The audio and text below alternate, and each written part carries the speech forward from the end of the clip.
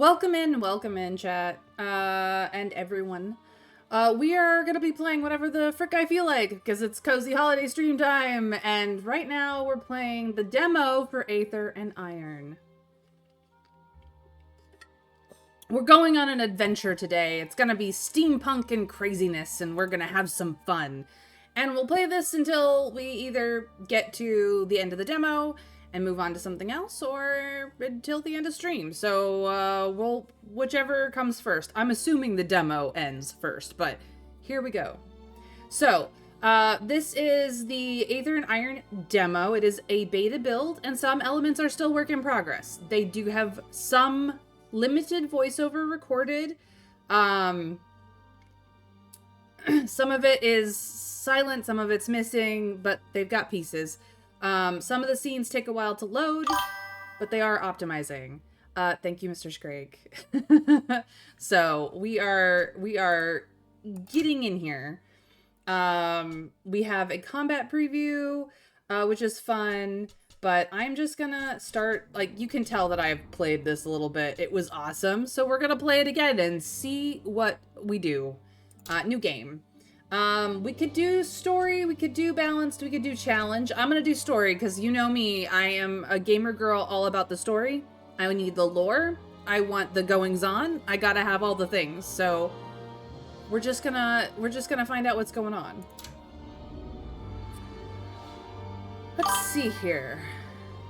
You know, I compared 5e D&D and BG3 Bladesinger.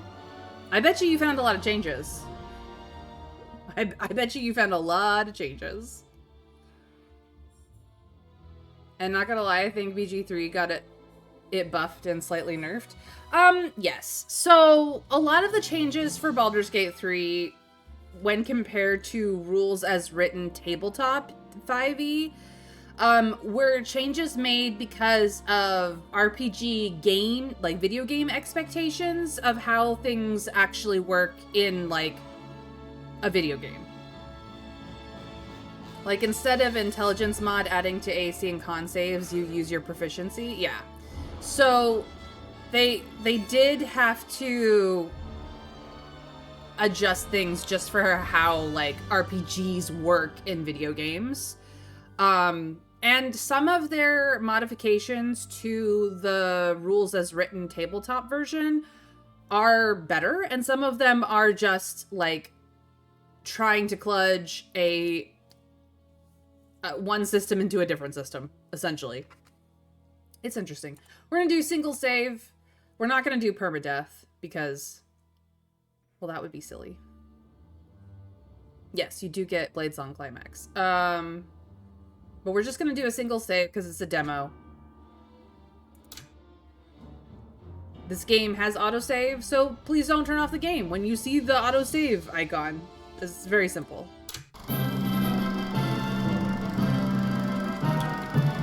Every man, woman, and child remembers the day that Aether first captured their imagination, that gravity became nothing more than an inconvenience. Prepare yourselves, fair citizens of New York, to feel such wonder again. The Helicline Institute of Aeonics is announcing an early Aether Tech showcase ahead of the 1939 World's Fair. So come one and come all, and be inspired. Gaze upon new skyward frontiers and see that there is no alternative to a future amongst the heavens. Looks like it's time. There's no thriving in this city, not in the lowers. They call it that for a reason. Drowning in rain, lost in the shadow of the uppers. But with a job like today's, a girl can hope to finally catch her breath. Just a transport. No guns, no complications, no room for another screw-up. A second chance from a hard case like Mr. Blanc doesn't come around often. I just hope he's not setting me up. But something still isn't cooking right. Mr. Blanc doesn't give second chances to anyone. After that last job went south, he could have tossed me into the well and watched me get torn apart 6 ways to Sunday. Now leaving the station. Someday, I can leave the smuggling business behind. I won't have to worry about backroom deals, meddling tyrants, or pulling pennies from the smoke of a gun. Maybe I could even find a place in the uppers to thrive. Too bad I'm only welcome up here on business. For now. Someday, I'll have a whole place to myself up here. Something entirely mine. No thing and nobody holding me down. Just me and the open sky. Finally free. And we're finally in the I slip game. into one of the ritziest hideaways in the uppers, long after the rich and sauced have sauntered off to bed. The glass cage cleans up nice after hours, but no amount of soap will wash away the stink of high-class gin and imported cologne. Oh, I love the style of this game. So yeah. As to your question, I'm pretty sure that Trav answered it. But yeah, I mean, if you min-max towards spellcasting modifier, you can get 20 plus, but in rules as written in tabletop version, it's a lot harder to do than it is in Baldur's Gate 3. And you definitely have to min-max it through a combination of maxing out your stats, getting magic items, that kind of thing. Especially since even with feats and whatnot, the stat max is capped unless you have a magic item that pushes you past the cap. So it is pretty difficult to do rules as written. So if instead of intelligence modifier Blazing got its proficiency mod, it would be slightly better later on, but worse early on. So essentially making wizards squishy in the early levels like they ought to be, yeah. Also, with my build, I'm gonna use my absolute max Bladesong climax damage is a 10d6 AoE force and 20d6 AoE healing. Yeah. It's pretty badass. Alright, so this is Aether and Iron. We are playing Gia. She has currently a Chimera as her car. Her heat is discrete, so we do have a sort of wanted rating system here. And she's got 13 storage space. She's level 1. I guess her heat is discrete, but it is actually at level 3, which means she's a known factor. But this is kind of the neutral space, so your heat impacts your talent checks. High heat can make you more likely to get into combat or face more opponents in combat. So if you have high heat, you have essentially negative modifiers to certain things, and if you have low heat, you have positive modifiers to certain things. So her recent actions has gained her a known heat. She's at the glass cage in Astoria Bay, so that is our location. This is essentially where we are working off of, much like any other choose your own adventure novel. Oh my goodness, Lycanian, thank you for the gifted subs. Holy cow. Fantastic. Well, congratulations, Mr. Scrake, and everybody else who got one. I believe most of these people are not here today, but that was very, very generous of you, Lycanian. We are now in a level 3 hype train, you guys, so this is the point to grab. I believe there is a subscription bundle discount going on right now for Christmas, for the holiday season, and you guys are welcome to jump in on the hype train and get an emote, so let's go. Oh, yes, and Mr. Scrake, happy birthday. 25 is a great year. I hope you enjoy it. I'm glad you're feeling better as well. That'll help, definitely help with the Baldur's Gate 3 shenanigans. Ooh, Mr. Trav with the breakdown. Merry Christmas. Thank you, Lycanian. It was very generous of you. It's a very Merry Christmas season for me. But yes, in tabletop stat, 20 and max proficiency is DC 19, but you can increase your stat up to 30 if you're really crazy lucky and your DM cooperates using tomes and similar. There's some very rare and limited magic items that can give another +2. Your GM might be willing to give something else, but you're looking at 28 with massive DM cooperation, potentially more, but this is by no means plausible. Just possible. You're looking at 19 as a normal max, stretching to 20 to 21 if you really work at it. Yep. That's pretty much the truth for tabletop.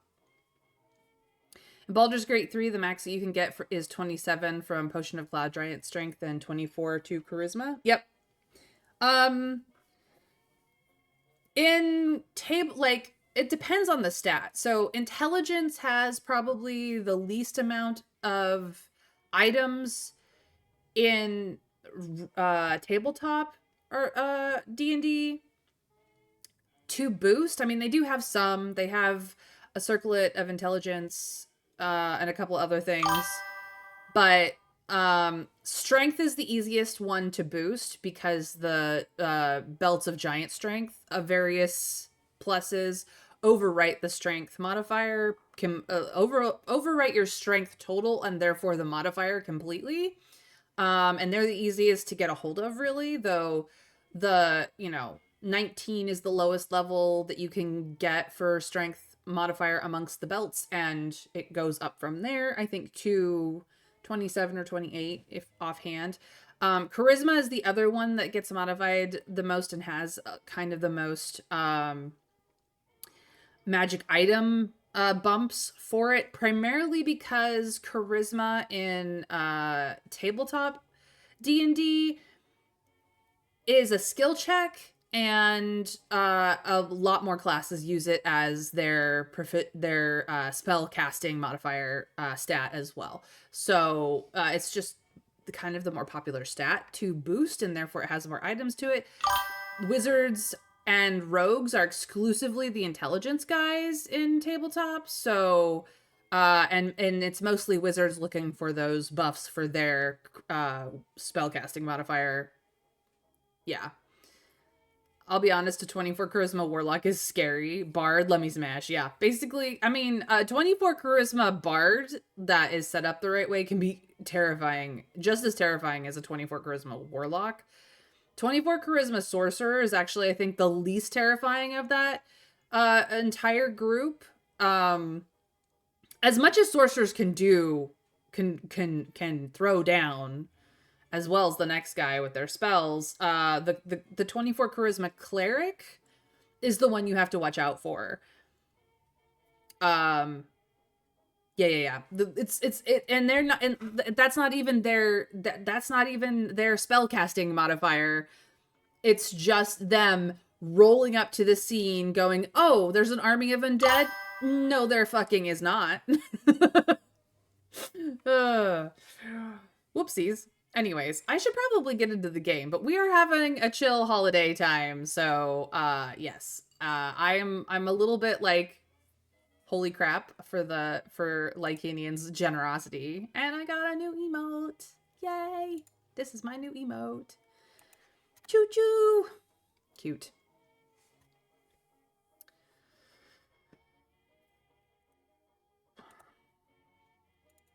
All the hearts in the chat.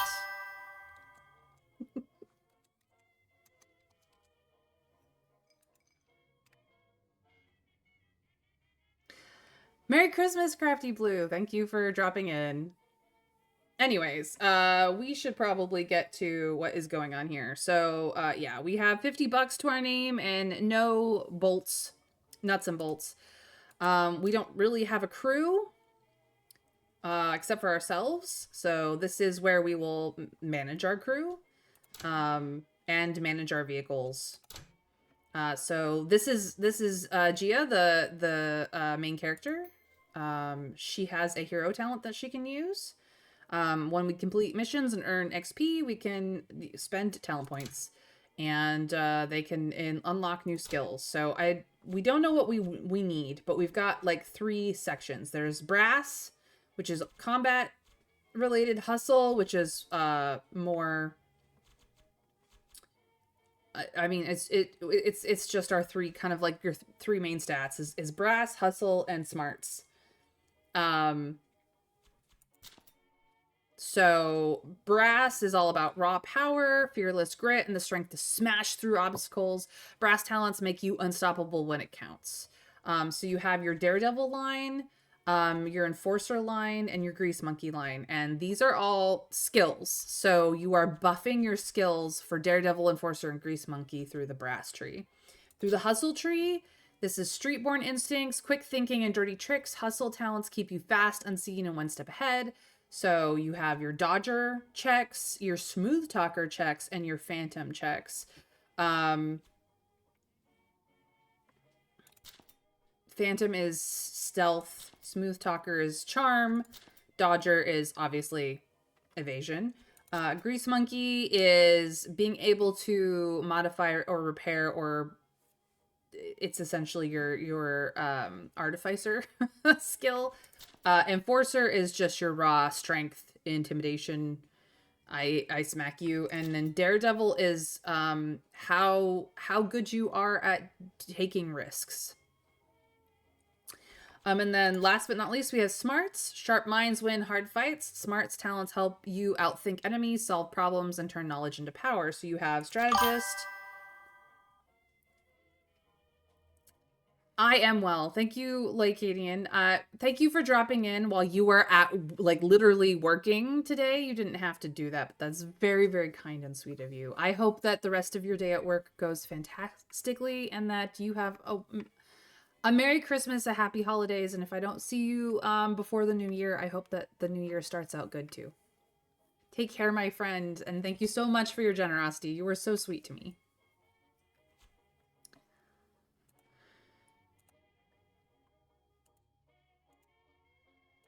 Let's see here. Where was I? Strategist. Yeah, planning and tactics helps you with your strategy checks. That lets you manipulate vehicle positions and sabotage enemies. So it's very good in combat. There's also Gumshoe, which helps, which is your detective skill. It helps you with clues, reconfigure status effects, apply buffs, that kind of thing. And then there's the Brainiac, which you just have the knowledge. This is how you know all the things that lets you repair and buff people in combat. So, we have a talent point. I don't know what we want to use it on yet, so I'm not going to use it yet. Other things in here is, this is our car. It has a 13 inventory space. Our health is at 24. We have an AP, which is our energy points, at 14. So this determines how many actions a vehicle can take per turn in combat. Yeah, this is the breakdown of our storage in our car. Our heat is discrete level. And then our weight, which is how fast we are in combat. We also have our vehicle's combat abilities. So we have RAM, we have a Gatling gun, and we have a shotgun equipped on our car, on our badass car. So we don't have any, we need to use the points, but the crew dice is as follows. And since we are the only member of our crew, we're zeros across the board.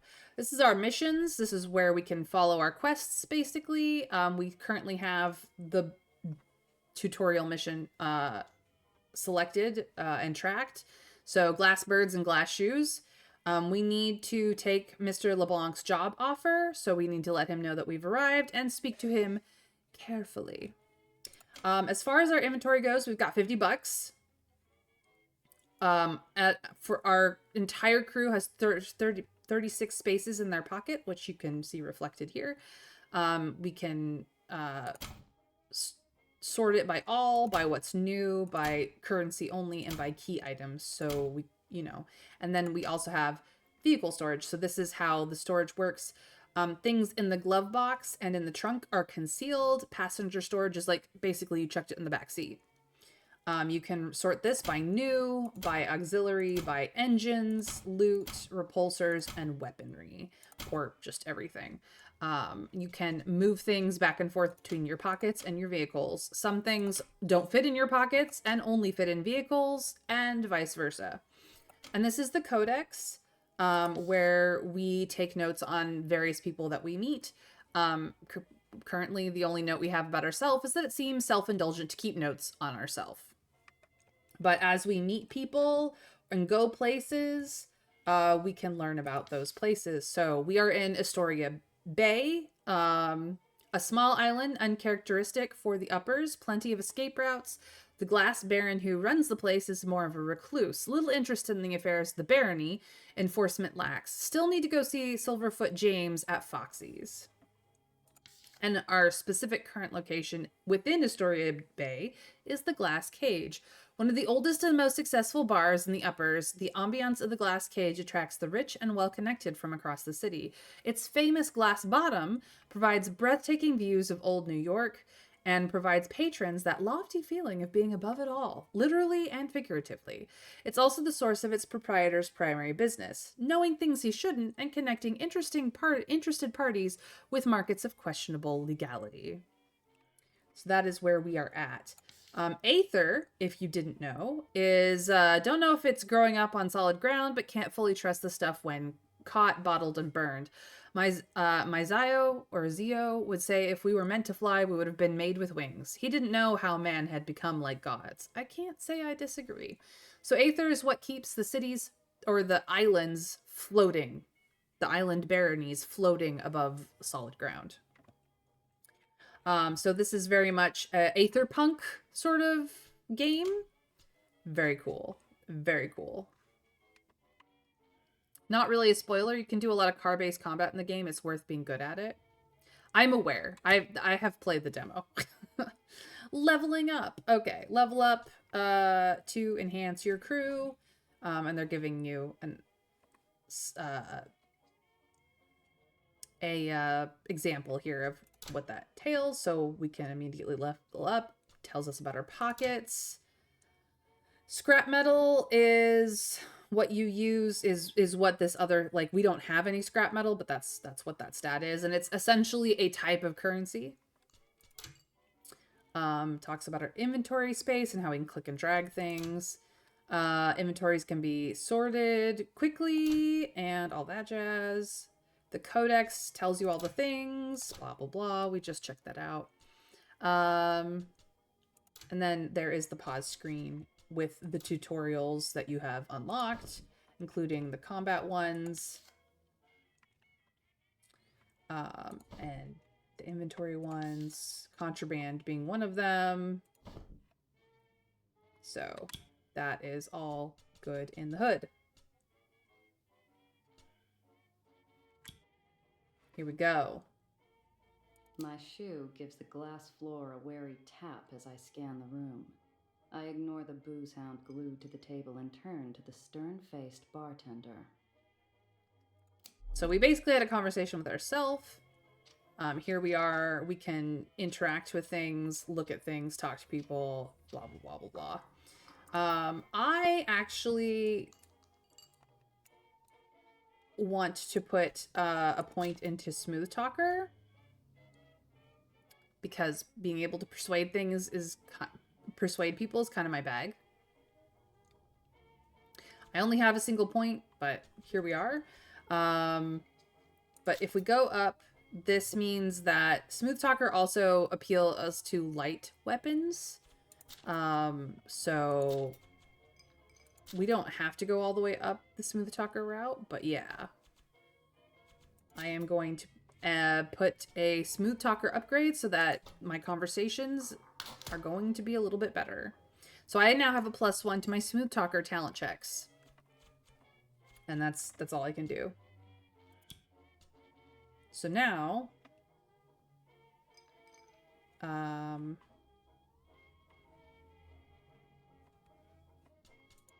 I go here, see, I have a +1 to Smooth Talker.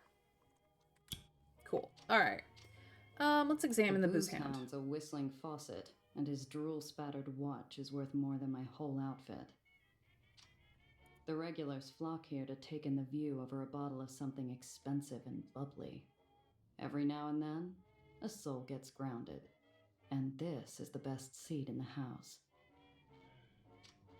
My eyes dart to the back door. If things go sideways, I'm a quick sprint from the exit. As good a mouthwash as any. Might come in handy later, too. Currency in my line of work isn't always green. Do we take it or do we leave it, chat?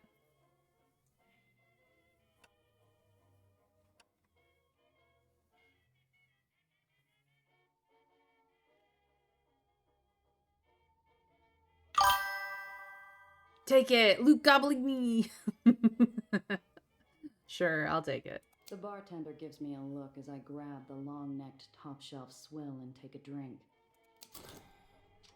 So now, in our inventory, we have some top shelf liquor.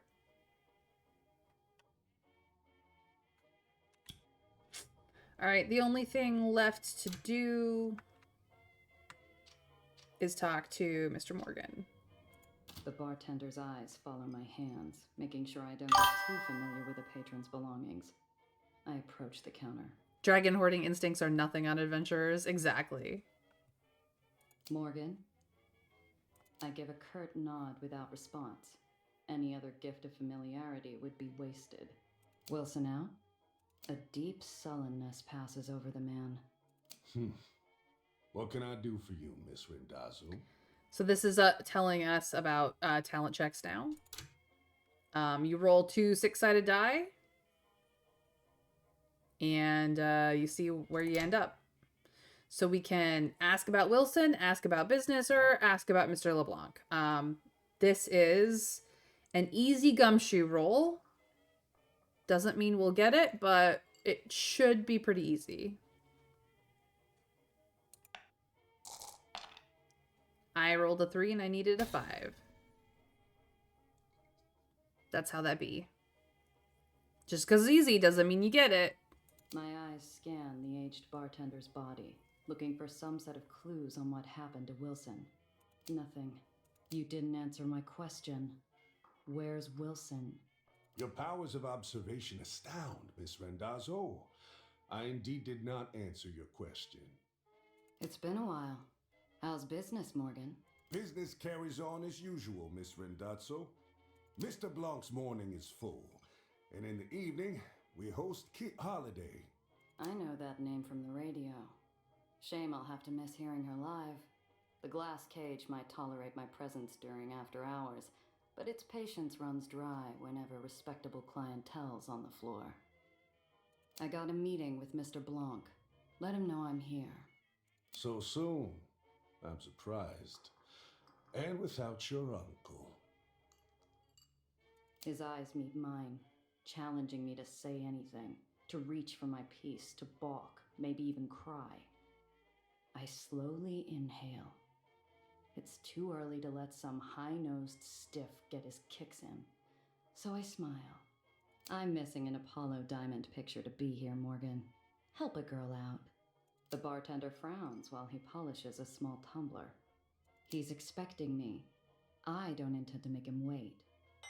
Do you? That did the trick. He reaches his hand under the counter, slowly. A part of me waits for a fiery roar of buckshot to tear through the mahogany. Instead, I hear a click and muted bell. They'll be with you shortly, Miss Rendazzo. I assume you can show yourself out afterwards. A familiar scent fills the air and blazy smoke drifts to the corner of my eye, drawing my attention to a darkened booth. It's very well done. I love this.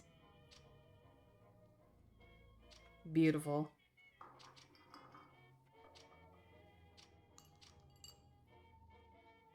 The table's already set. A narrow beam of light splits the booth. On my side, a glass of my favorite whiskey. On the other, an ember held in the hands of a man more shadow than flesh.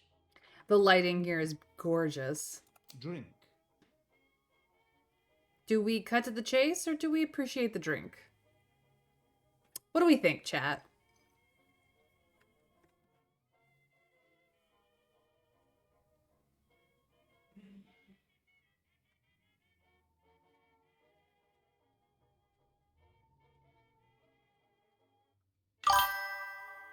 Appreciate. You're no barbarian. Okay. Okay. That's fair.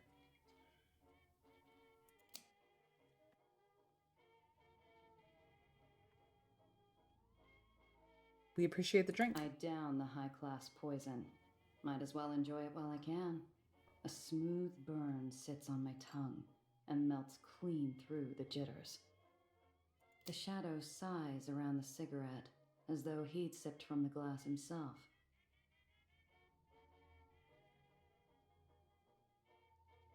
manners. Good. He stubs out the pleasantries with his dying cigarette. Onto a new smoke. Onto business. I do love how they give these little details in a sketch. I love that. It's so good. A young woman from the Heights requests transport to the Lowers. Nowhere in particular. The Heights? What's some girl from upstairs want in the slums? I don't care. She requested discretion. Let's ask about the client. She seem like the type to cause trouble? If she's getting into my car, I need to know what to expect. She is young, naive, harmless. No threat to you. So, this is where the smooth talker comes in. It should be an easy roll, but we'll see. We do have a +1, though. You're the one who knows things, and that's all you know? Nice. The girl's hiding. I found her buying passage from an unsavory sort, and I offered her an alternative. She's desperate, and she had money. That was nothing, but more than I could have hoped from a man who charges a premium on information. Let's probe about the simplicity. Sounds too easy. For you, Randazzo, too easy is all you get. For now. And if she brings in heat from the Heights? I trust that you will adapt. We'll ask about Wilson. Where's Wilson? Morgan looks worse for wear out there. The yellow flame flashes on caught breath. Mr. Wilson is no longer under my employ. Oh dear. Shame. He owes me money. Know where I can find him? The booth darkens to a silent gloom.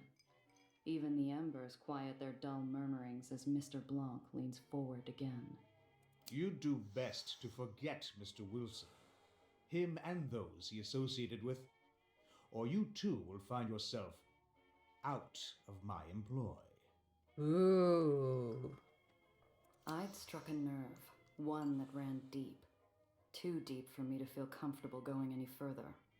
Mr. Blanc is a monster in his own right. I don't want to know what ghosts haunt his closet.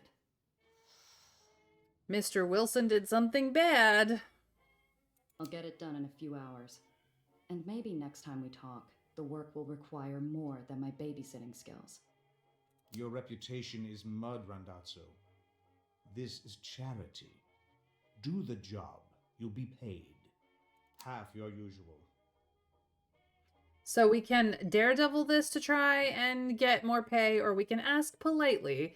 Daredeviling is a medium roll, and we don't have any positive pluses to daredevil, but we could ask politely, and it's supposed to be an easy roll, so I'm gonna ask politely. We just barely made that. Half my usual? You called me up here to insult me?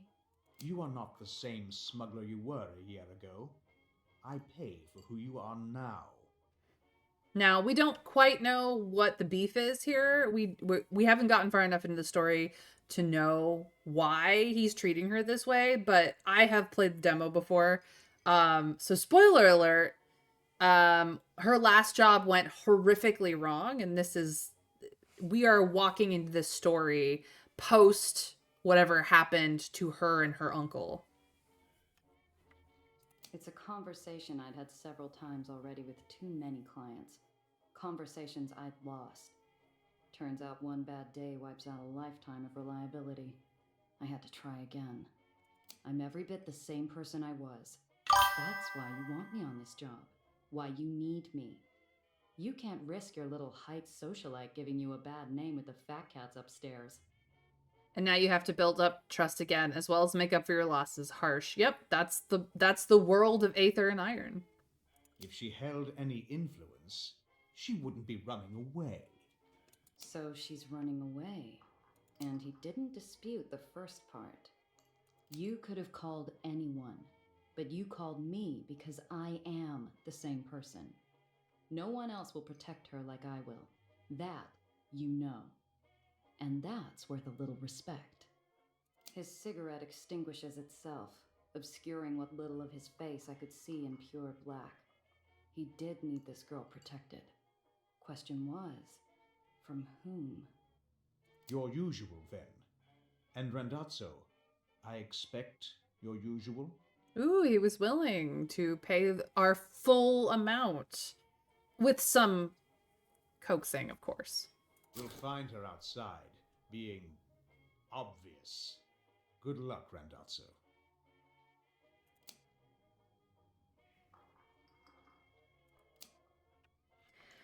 So this just tells you about the mission log. So now we have make contact with the girl.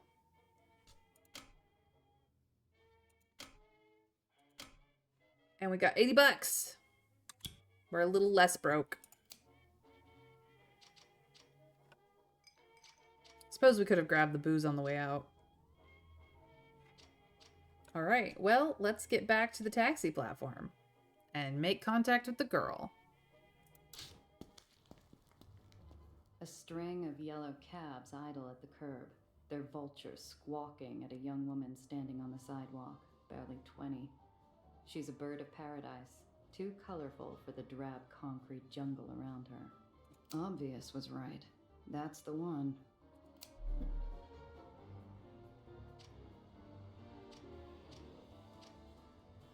Bet these platforms don't see many folks from the lowers.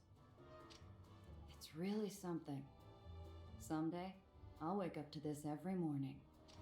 Zio always liked cabbies, said they were useful. This is where he and I disagreed. All right, well, that's all the prettiness, and now we get involved.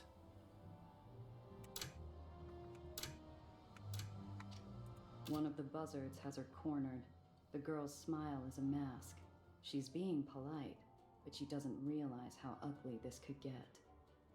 So, we could convince the cabbies to leave with Smooth Talker, scare the cabbies off with Enforcer, or buy the cabbies off with the top shelf liquor that we picked up at the bar.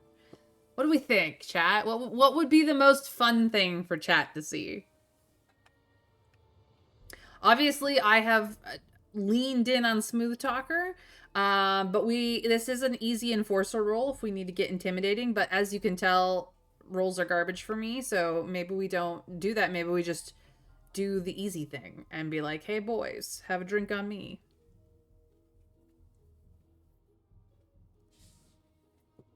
Lay it on me, chat. What are we doing today? Easy come, easy go. For all I know, you make enemies if you scare them off. It's true. We don't need any more enemies than we got. Hand over the booze? Okay. We'll do it the easy way. Cold out. Care for something nice to warm yourself up out here? The cabbies consider the bottle. Mostly full, top shelf. Sporting an aroma as pungent as their own. They take the morning treat without further question. Hey now, that's quite generous of you. Quite generous. Care to join us, Bird? Or you, perhaps? There's enough to have a good time. There's hardly enough. Perhaps next time. You lost. But hey, you need a hand with anything, you let us know. The cabbies migrate downtown, excited by the prospect of a warm belly and a buzzing skull. I pray for their next few fares. So, you're my driver. I'm Nellie. Well, Dr. Eleanor Reinhardt, technically, but please, Nellie's fine. Name's Gia. So, doctor, huh? That's right. My degree's in theoretical aethonics. I did my dissertation on Cherenkov radiation's impact on Aether particulate flux. Columbia, then NYU for postgrad. Such a gorgeous campus. Have you been?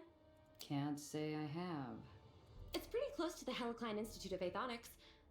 Olympus Park is what most people call it. Where I work. Or worked, anyway. She fidgets with her big, overstuffed briefcase. Something about it bothers me. This isn't your average rich socialite clutching her purse in a rough part of town. She's clinging to it like a life raft.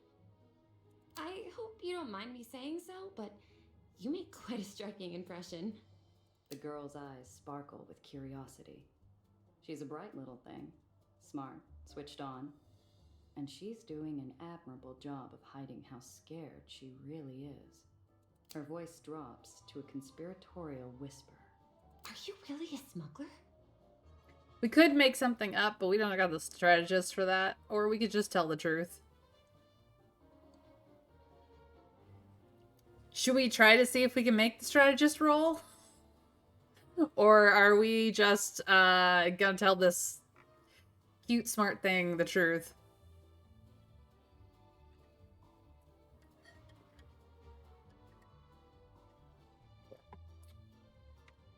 She's gonna stand out everywhere she goes in that white, though. Nah, no sense lying. Too easy to be seen as an idiot. That's fair. Depends who's asking. Well, I am silly. How does one become a smuggler anyways? Usually not by choice. Wowzers. Uh-huh. My car's this way. Come on. Easily impressed. I get an itchy feeling, like we're being watched. This whole thing has me off kilter, like walking into a room without turning on the lights. All right, back to Astoria Bay.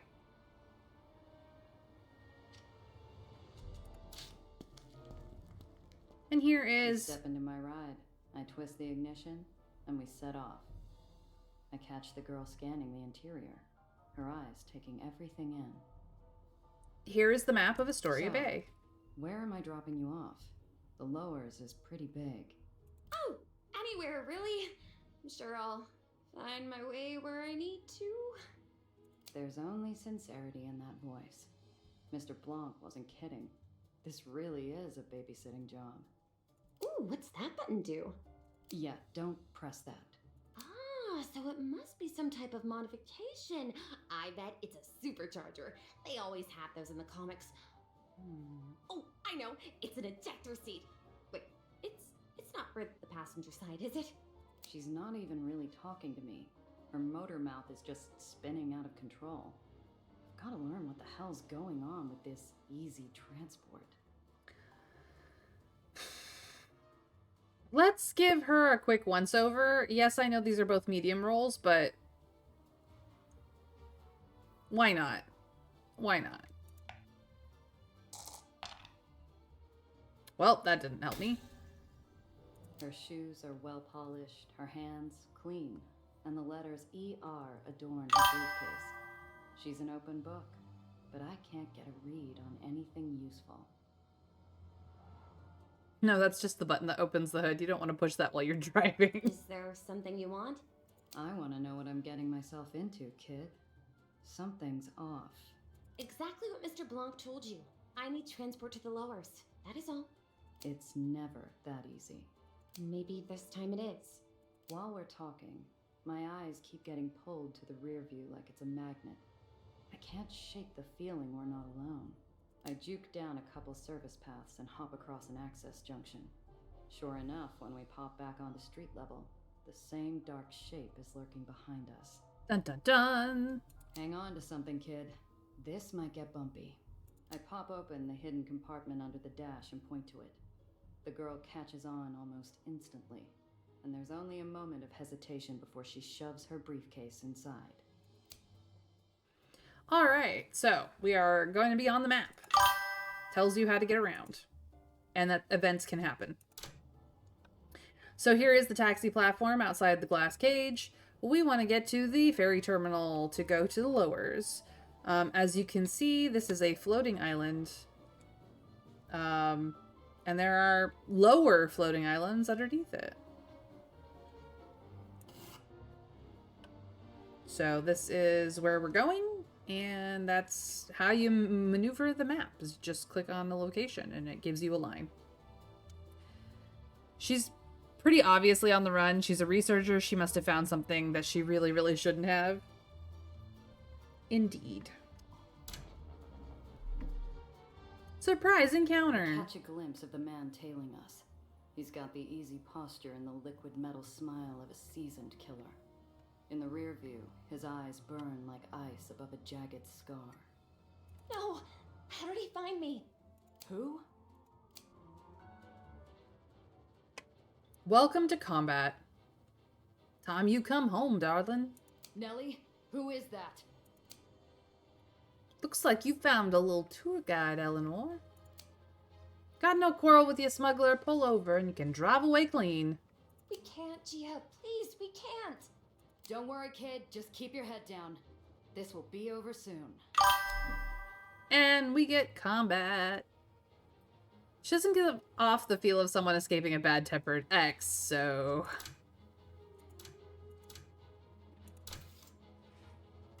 Alright, this is a civilian. This is the guy we are dealing with.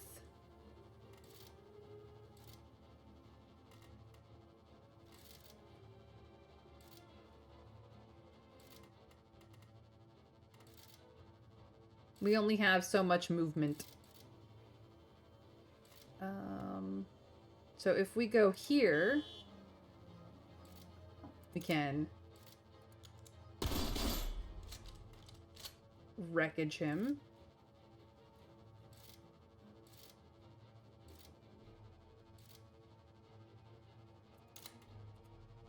Ram him. And then move up again.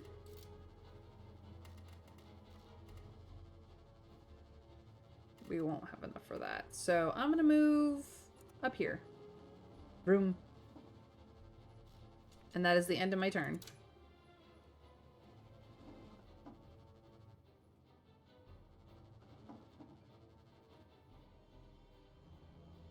Doesn't have to go like this.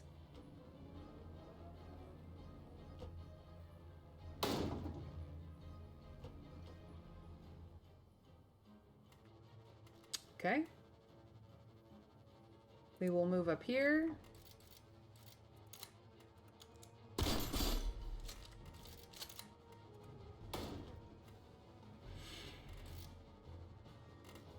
And then...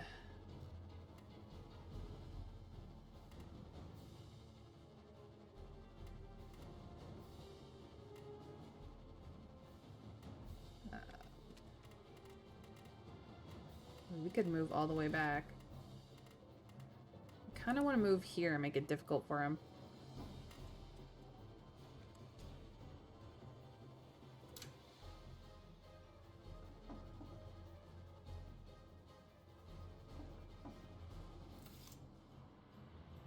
And then there are times when roads will change.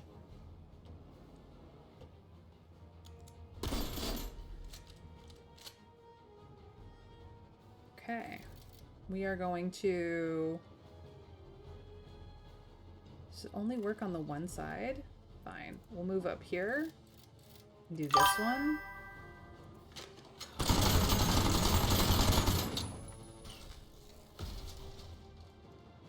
And he down. We did it, Gia. He's gone. That was too easy. We need to get off this island. Now. Victory is ours. And we didn't bonk into the civilians. So we got 30 scrap metal for dealing with that asshole. And our car is a little bit beat up. So we made it to the Astoria Bay ferry terminal off of 4th Street. Or almost. Stop. All vehicles leaving Astoria Bay requires an exit permit. I got my papers. Verified this morning by... All exit permits from before noon today are considered void. You'll have to require a new permit inside the terminal. Look, maybe there is some other arrangement we can reach.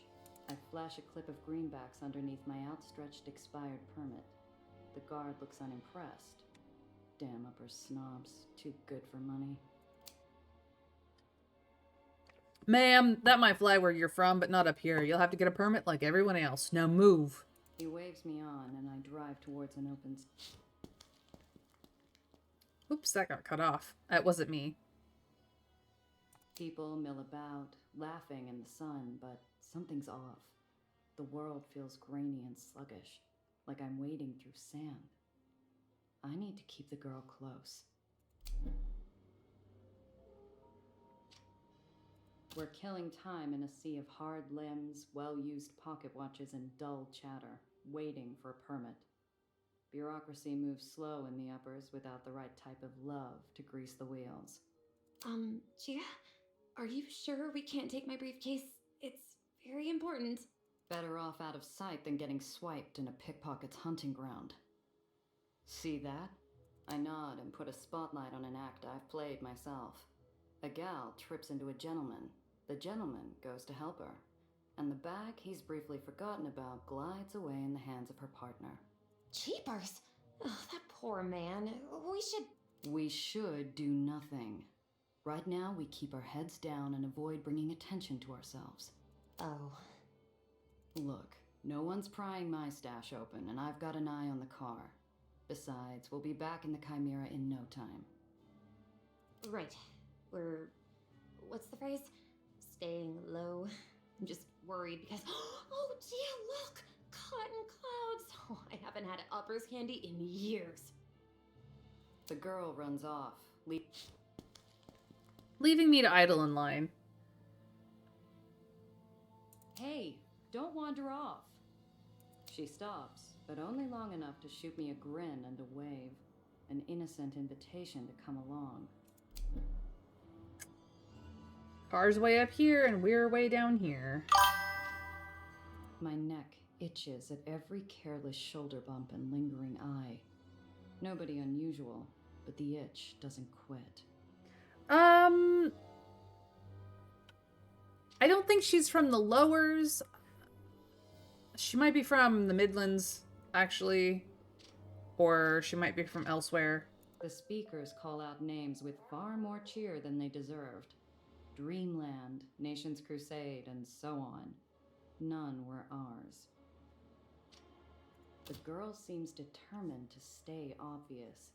We've still got time before the ferry leaves, but I growl as I give up my spot in line and beat feet after her. I just think that she's been so heavy in her own research and her own, like, the college bubble that she just really hasn't gotten out. Yeah, she's not very worldly. The girl's busy drilling the vendor about sugar to syrup ratios. I throw a look and she focuses on picking out a flavor. A stick of cotton later, I heard her back in line. Unfortunately, it hasn't moved. I let her get in a few sweet bites before I feed her something bitter. What did that scarred-up black hat want with you? Her face falls mid-bite. The pink cloud sags like a lead balloon. Cotton candy, or cotton floss, as some would call it, depending on your region.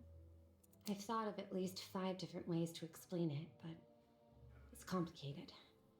Usually I'd ask someone for advice, but he's not here. We could forcefully ask her, or we could just ask about the briefcase. Or candy floss. Yep, candy floss. Cotton cloud is what they call it. Spun sugar is also another name for it. Because it is sugar that's spun very quickly into what you get. It's got a lot of fun names. It's delicious too, but it is essentially just sugar. So do we get forceful or do we just ask about the briefcase? What do we think, chat?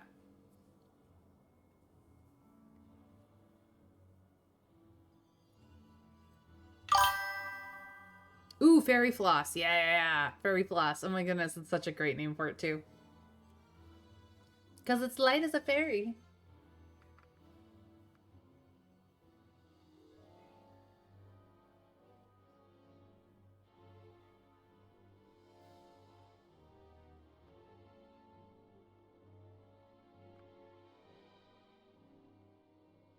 Used to be the common Australian name. You're a rough sort, ask.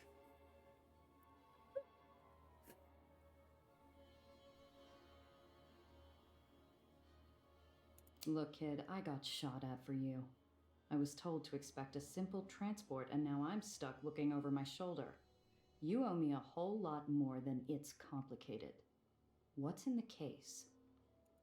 I'm sorry. You're right. And I'm sorry you got shot at. It's my research. It's very important, but I don't know why anyone else would want it. I give her a side eye. I need the whole picture, but all I'm getting is an unfinished canvas. It's The well. What about it? So a bodega sign falls off and disappears every now and then. Neighborhood's already coming to pieces anyhow. Because it's very important. Yeah, I know. It's expanding. Getting bigger. Stronger. It's going to get bad, Gia. Really bad. Uh-oh, that doesn't sound good. You're pulling my leg. No, I swear, Gia, the car!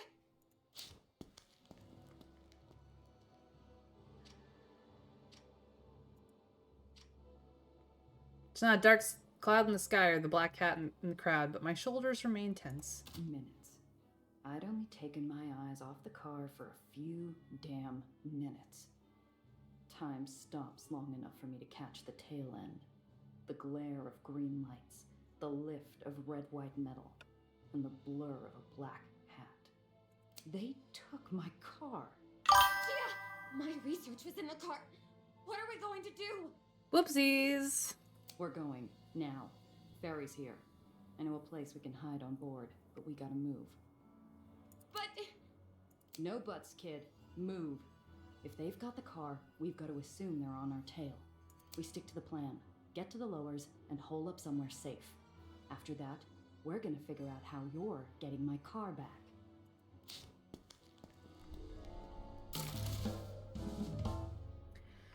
Mission complete. We got level up. Level up, level up. Alright, well, we got 2 talent points. Where do we want to put them? We could, of course, get Aether Drain. Or we could branch out.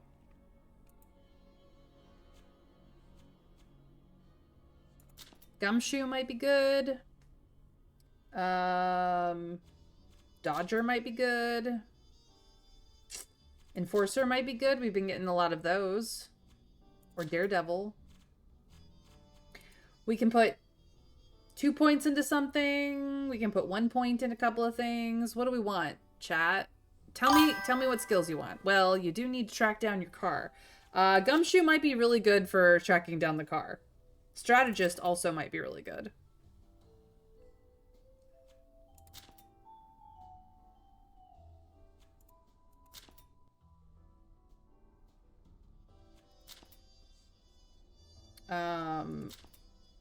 Tip off. Ally vehicles next to this vehicle gain the hasted status effect. Could be fun. If we go Enforcer, we get +1 ram action per turn. If we go Daredevil, we can get +1 AP for every 3 HP missing from max health. Strategist. At the end of the turn, adjacent enemy vehicles receive the engine failure status effect. A vehicle affected by engine failure is forced to move backwards at the start of its turn. Ooh, that's pretty fun. We could get some stealth going. For each round that you avoid taking damage, gain +1 damage to all light weapons. We kind of... I mean... That's interesting. Jump costs 0 HP. Grease Monkey gain 1 HP per round. That's pretty good. Spare batteries. When you heal a vehicle, apply the energized status effect to the target. We don't really have any allies yet. So I kind of just want to put like a +1 in Gumshoe and like a +1 in Enforcer and hope that's good enough.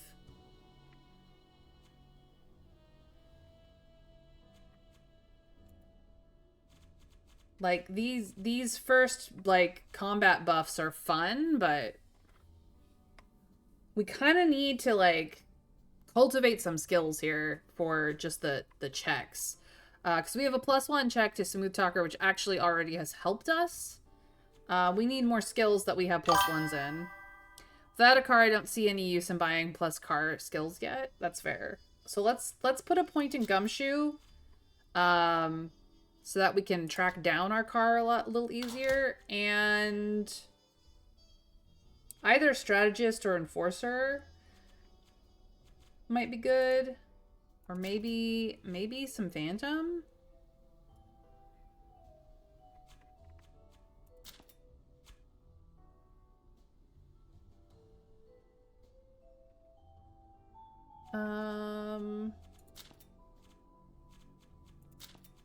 I kind of like Enforcer.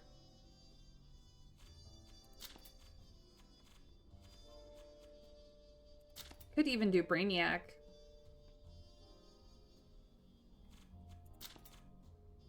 But we've seen Strategist already.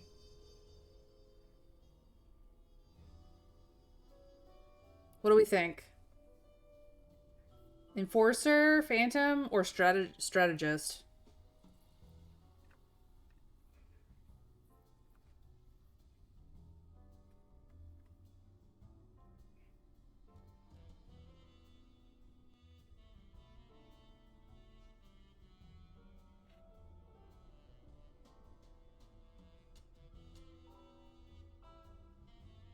Or we could save it.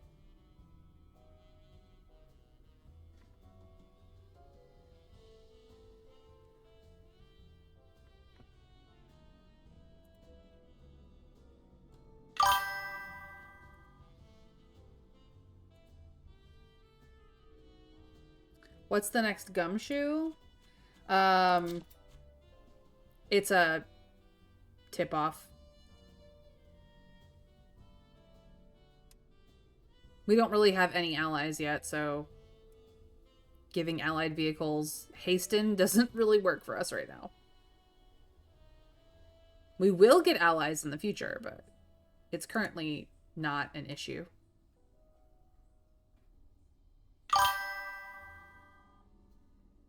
Maybe Strategist? Okay. We'll take it. That is all of our points. The Hole is a barrenless refuge, rotting and hidden in a forgotten corner of the city. It offers sanctuary to every soul who finds freedom at the end of a gun or the bottom of a bottle. It is the safety of the shadows.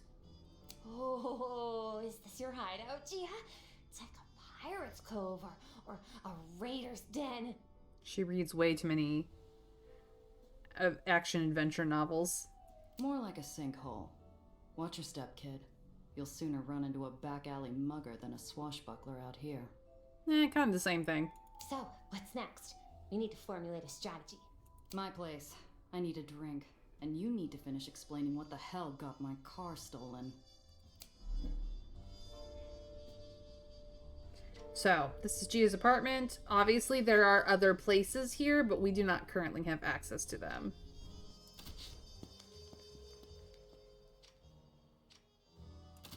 So we do have a home stash, and in our home stash is a light weapon and a shotgun. We do not have a vehicle to put it in.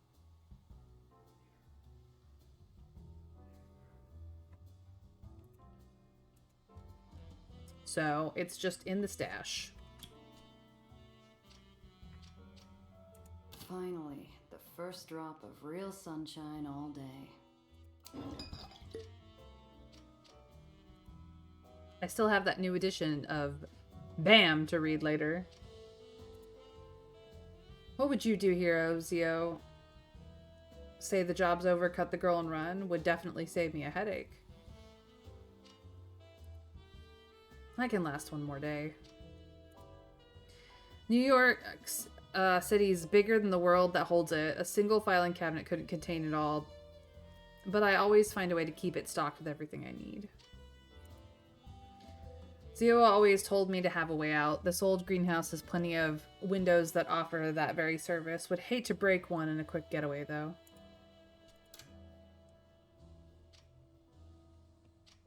Is there anything else to interact with?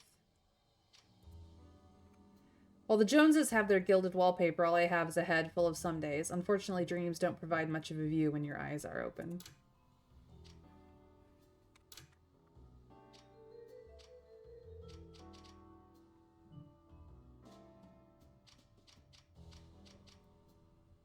I don't like killing, but I do worse for a smoke right now. I can hold off a little longer. Sweet, sweet poison. Apparently I took another drink. Okay. The way she holds herself is too bright for my apartment. Too colorful. Everything feels smaller. The space between the shrinking walls taken up by her testimony. I've been tracking growth patterns around gravitational anomalies. The well's always been an unusual case. It goes through the occasional spike and ebb, but it's always stabilized, eventually. My colleagues and I, were supposed to meet and discuss what to do about the well, but I was late. I would have been inside already if it hadn't been for Professor Gardner. He discovered something was wrong first. He tried to get me away, and because of me, She trembles, leaving the unspoken sound of a falling body to echo off the walls. There was an explosion. Everything burned so fast. I wanted to help, but Professor Gardner wasn't moving. That's when I saw him. The black hat. And then he saw me. I ran as fast as I could. Didn't have time to take anything else but the notes I had on me. That's a hell of a story. So a professional killer snuck into the Heights and blew up a building just to get his mitts on you and your research. And you have no idea why. I truly don't. Please, you have to believe me. Your colleagues.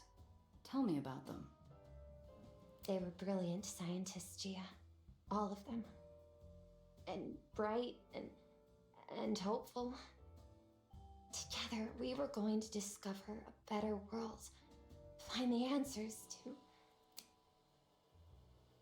She holds back her grief by roaming the room with her eyes, latching onto every detail yet ignoring every bit of it. And they were kind. Alistair, Professor Gardner, especially. He always looked out for me, even when I first showed up. A 16-year-old with a half-packed suitcase and too many questions. He always tried to help. Right to the end. Your kind have been coming down here for years. They do some tests, make a big spectacle of themselves, and conclude that it's mostly harmless. Nothing more than clouds or a bad storm. Well, that explains everything. This isn't a hope bright world. One of the auditors decided to fix them before they caused too much trouble. That's the thing! It should be nothing more than a cloud or a storm. For crying out loud, it's not Jupiter's red spot. Something is causing it to persist and expand. You're sure it's expanding? If my work is correct, quickly. It was just a pause, a moment where I hold back a lifetime of cynicism and disappointment. But she hears it like I'm filling the room with air raid sirens. You live in a flying city, Gia. A city kept alive with technology so foreign 80 years ago that we'd be like gods to our grandparents. It's solvable. Well, let's ask what she'll do next. You're in the lowers, as requested and paid for. What were you planning once you got here?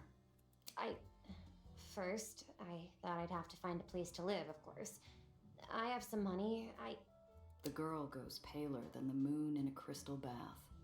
A moment of clarity and a possible lifetime of hopelessness. It was in my case. All of it. I have nothing. She looks up at me, eyes suddenly welling into baby blue pools that flood the dwindling room. I don't have anyone I can ask for a loan. They're dead. All of them. He killed them. And now he's followed me here. He won't stop, will he? He's going to find me again. And I won't be able to fix the well, and... Hey, kid. Look at me. You're smart. You'll figure something out. You just... Listen.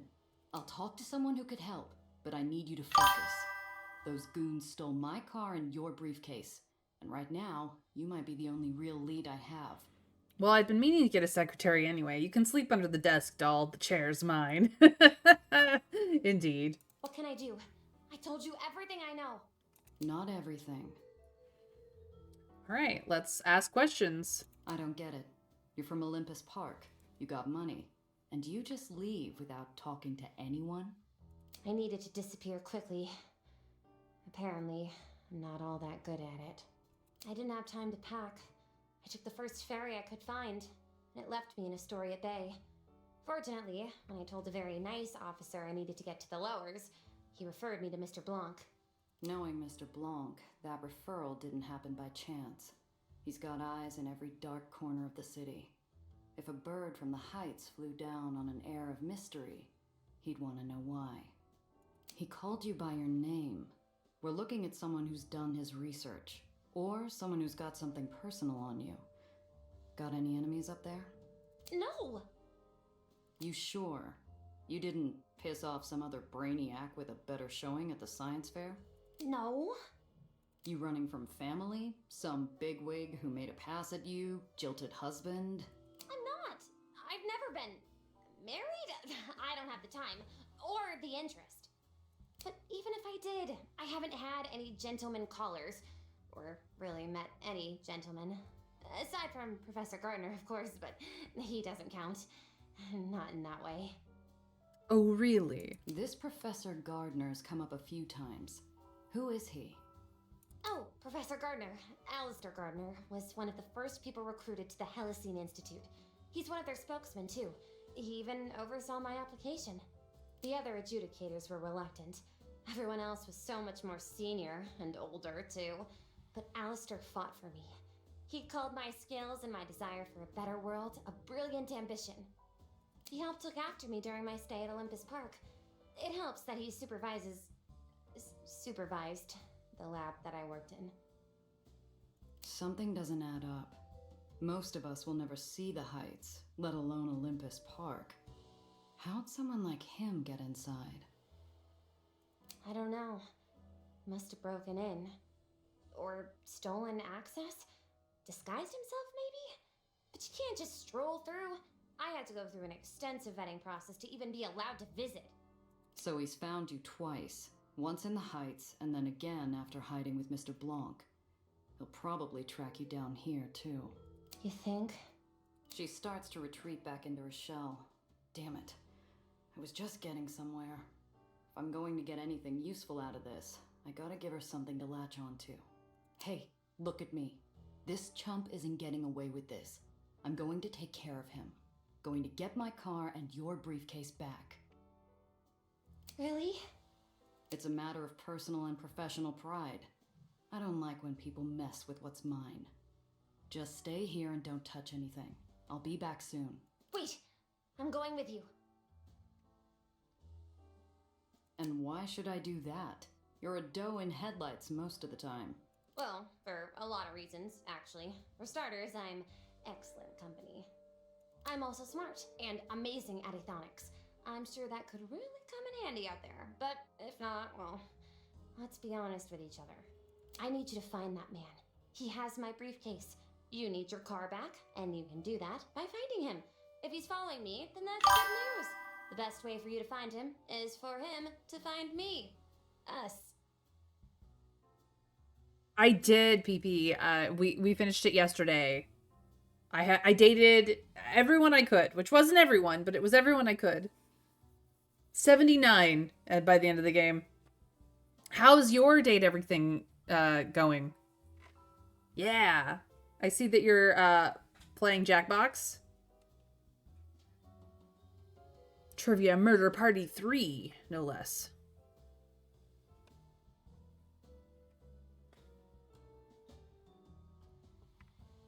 Foolhardy or brave, like going all in before the flop in a high-stakes hold'em round.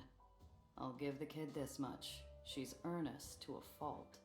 Washford, Drysdale, and Stella hate you? Oh no! Not the washer or dryer in the stairs! Already? What have you been doing? Not playing Date Everything currently.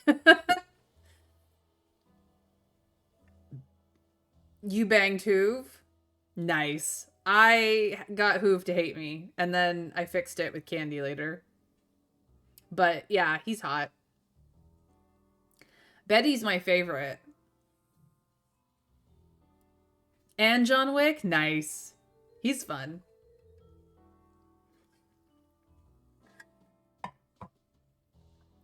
Who doesn't love Betty? Betty is a Betty, you know?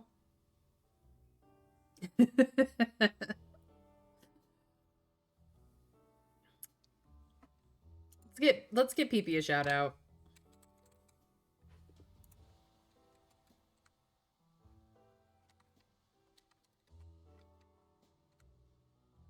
Let's go. If you aren't following PP, absolutely go follow her right now. She's awesome. She's amazing. And she is also playing Date Everything on her stream. So if you're not watching me, you should definitely be watching her. Okay, but first I need to see a gal about a car. Until I'm back, stay put. Cress is already gonna be in a bad enough mood when she hears about the car. She doesn't need me ambushing her with this bundle of trouble too. Cress Carter is the only person in the hole who could sell me something with 4 repulsors and a steering wheel. Only one issue. I'm broke. Fortunately, I have something more valuable to her than a wad of cash. If there's anything that can soften bad news and a steep ask from Cress, it's fresh vinyl with a smooth baritone. I second guess leaving the girl idle in my room. She's the curious kind that could find trouble with her eyes closed and feet tied. I don't live like royalty, but I got a few shabby creature comforts around. Maybe it's enough to keep the girl's hands busy. Nurse on this a while, kid. It'll take your mind off things. I think... No, thank you.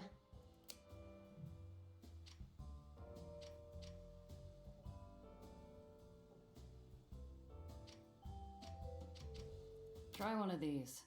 Cloud Captain never fails to cheer me up. Oh, thanks, Gia. She starts to flip through the pages as I leave, her eyes landing longer on the page with Cloud Captain's devilish smile. So as you can see, the garage is also another location. Now that we've opened it up, we can go there.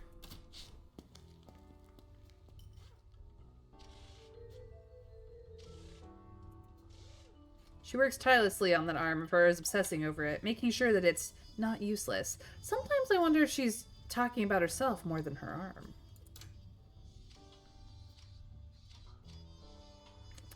Well, hello, Cress. Is there any other inspections? Yes. Stop that.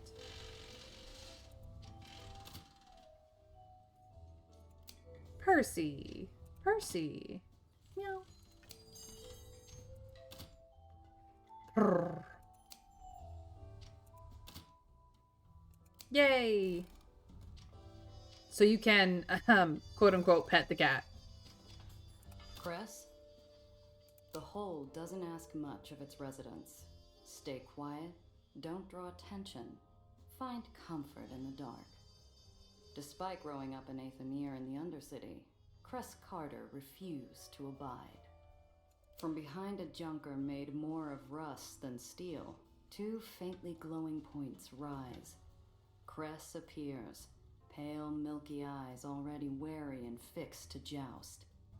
Where's my baby, 8-Shot? The low, angry rumble of the island's Aether generators shake the floor in protest of their nature-defying feat. I hope it stifles the sound of my pulse. This is news I don't want to break. I distinctly remember buying it from an Italian rug salesman and his well-armed mother. And you, where were you? Yeah, don't remind me. I think you were, what's the word, stuck, wedged, down the wrong chimney to the wrong back room. I still have the scars, you know, from when the shooting started. Okay. But answer this. Just who fixes that thing every time you add new holes? Who ripped out that trash stock engine and gave you something that actually works? Who made it? All right, our baby then. Let's see if we can't disarm the situation first. It's supposedly an easy roll. We have an 83% chance of passing this roll. Wish me luck. Whew. Barely made it. Yeah, about that. Is that a combustion engine you're working on? It's practically an antique. Mr. Thompson's been holding on to this thing since he first moved here. Left her to me when he passed. She's not much now, but a few more tons of elbow grease, and she'll sing. She stretches her prosthetic arm and tilts her head, analyzing the jagged edges of this car-shaped hunk of rust like puzzle pieces she can rearrange and solve. She's distracted, mind somewhere free and happy, when I bring her back down. Cress, I got some bad news. The car's gone. I let my guard down. You lost it? You here then to beg for your life? I need help getting it back. An iceberg lugged 3,000 miles from the North Pole and thrown in the corner wouldn't have made this room any colder. Cress, Look, I don't come empty-handed. Here, found this on one of my jobs. You think you can bribe me with a Coleman Hawkins? Damn. Okay, I'm listening. She doesn't think she knows. She's still out there. My guess is White Street. The thief was after something in a hidden compartment, and they won't get it open without help. White Street will take apart anything if they get to keep the parts. I'm listening for an apology, Gia. That wasn't just your car. It was hours, days of my blood, sweat, and tears to make it work. You think I don't feel bad enough as is? I'm sorry, Cress. It's this job I'm on. This client, some hotshot's after her. Same punk who took the car. Apology accepted. If you get our baby back. Now, this job. I thought you were taking things easy still. Honestly, surprised you found work at all. It's only been a year since your uncle died. How you holding up? Work's dried up. Even the easy jobs that no one wants. What I can get is barely enough to get by. Have you considered calling in that favor Needles owes you? He's working in White Street now. Pretty sure he could get you a job if you need it. Here, he's been busy lately. Needles? I'm not talking to that prick, not in 100 years. Not sure who would shoot first if we saw each other again. No, Cress, not him. Well, something went down with Needles. Wait, are you keeping tabs on him? You're not the only smuggler that's good at what they do. He's also one of the few who still runs in White Street. Aether over there don't have many options, especially with that tyrant and his constant wars. War in White Street wasn't new, and it wasn't worth the small talk, or the bad memories that come with it. It's this client. There's something off about her. Off? How? Can't place it yet. Too many questions. Doesn't help that she's from the Heights. Well, there's your problem. Anyone who lives that high up has a screw loose. Not enough oxygen. Shouldn't trust any of those airheads. It's true, the higher up you are in the world, or in the sky, the less oxygen there is. I might have to if I want to get my car back. Be careful out there, Gia. Not right now, Cress. I just want to stay focused, find my car. I bet by now she's in the hands of some White Street chop shop. I need your help, Cress. 2 favors, then. A car, and I assume a lead in White Street. Her eyes go distant. She never told me who she lost when White Street's Baron executed his last purge, but she disappeared for a week afterwards. When she finally returned, someone else walked around in Cress's leather shoes. Uh-oh. She pulls out a pencil, scribbling a symbol on an old stale coffee filter plucked from the ground. North White Street Harbor, Pier 9. Say I sent you. You'll find some Aetherians who can help. Maybe. As for the car, got a lemon out back. Not much, but it's a start. Bring it around, and maybe I can get it working. Take these repair kits too, in case you get in a scrap. So we can just put these in the trunk in case we get into a scrap. Thanks, Cress.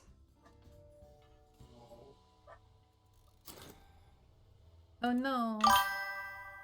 I have banned a bot. Oh, you're silly. No, it's just right.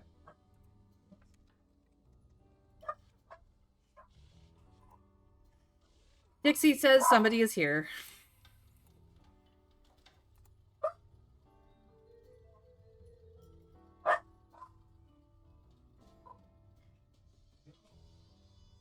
No parking.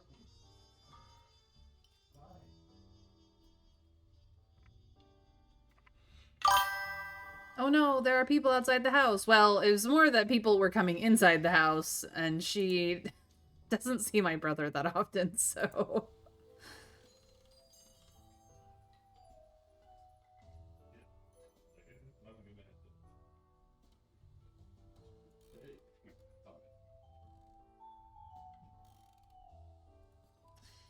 There we go. Yeah, yeah. Also, Gia, don't be an ass. I'll hear about it. Yes, oh no, there are people inside the house. She's very particular like that. So this is the shop where we can open our stash.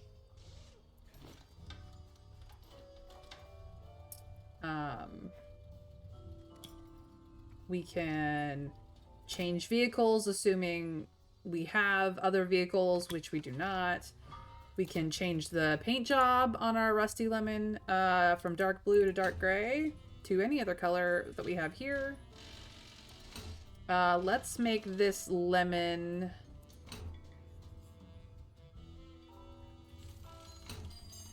a sweet, sweet black with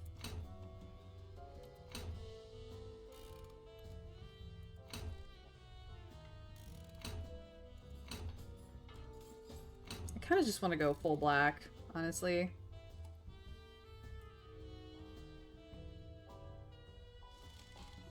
Looking snazzy now.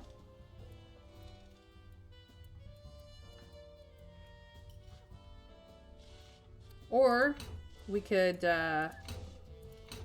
make it bright white and show all the damage.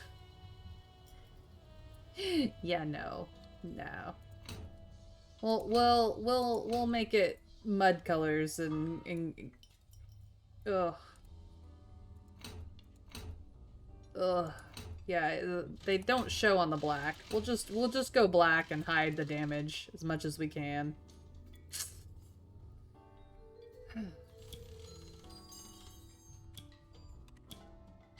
All right.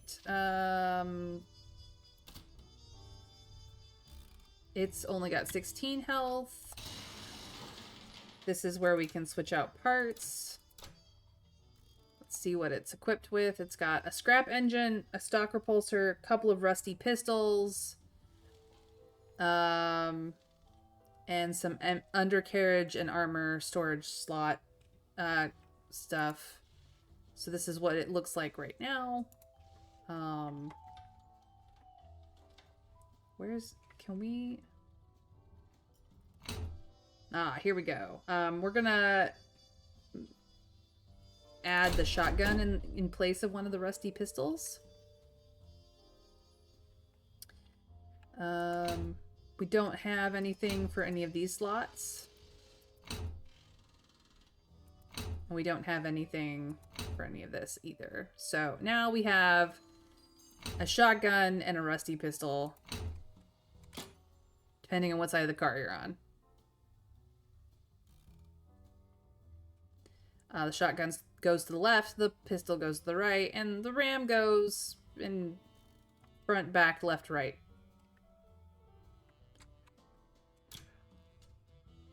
Confirm. All right. Scrap parts. Let us scrap this rusty pistol. Just gonna get some scrap out of that, because it is crap. All right. Let's pet Percy on our way out and get back to the hole. I'd left the kid to get some rest. I returned to find her stainless shoes performing a precarious balancing act on my chair while her hands twirl the wall crank. What the hell are you doing? Oh, Gia! I'm not used to having time on my hands, and I couldn't help but notice your plant wasn't getting enough light. I adjusted the height, and it should get up to 10% more exposure. I hope that was alright. Next time, ask. Anyway, got transport and a lead. Let's head out. Already? We need to move fast if we even want a chance of finding my car and your briefcase in one piece. Best bet? We start with White Street. Why there? Is it a smuggler thing? It's a hunch. White Street's whole business is sanitation and recycling. You need something disposed of on the down low? That's where you go. Alright, so we could go back to the apartment, we could go back to the garage, but we really don't have any reason to do that. So we're gonna go speak to the captain of the ferry. Mr. Throg. The salty old ferrymaster limps across the dock of his beloved tug with the swift gait of a seasoned skydog. Spotting me, he raises a hand in greeting. Let's ask about ferry captain life. You enjoy captaining a ferry? It's my job. Come on, nobody does what you do for as long as you have if they don't love it, right? The old man's eyes are roomy with time and pain and a loneliness like the open sky. Sure, miss. It's a wonder an old swab like me ever got to fly. So what's your story, anyways? Miss? Like, were you born here? How'd you get into the ferry game? No. My family came from Maine. Fishermen. That's how I learned to pilot a tug. And what brought you to New York? Throg winces, like his gammy leg is giving him pain, or like I dredged something up from some dark depths, something he didn't want to remember. Ah, well, that would be LMA, my wife. You old salty dog, I didn't know you were married. Just having fun with the old boatman, just trying to raise a smile on that dour leather mid of his face, but I can see I've wounded him, and I feel a twist of guilt. Long time ago, miss, a real long time ago. I'll see you later. Take care now. Alright, well, as you can see, there is some amount of Dreamland, Nation's Crusade. We can't get to either of those, but we are headed to White Street from our home island below it.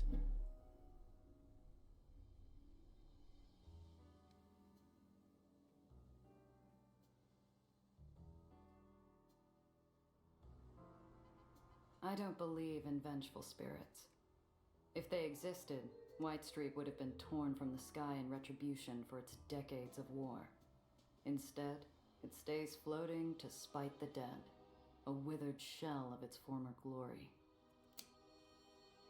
Nellie, I want you to watch me and stay close. Why? Is something wrong? Where would I find the time, kid? Or the heart to fill your head with graves of ash, islands on fire in the night, the thunder of war in the skies? That was years ago. But not yet.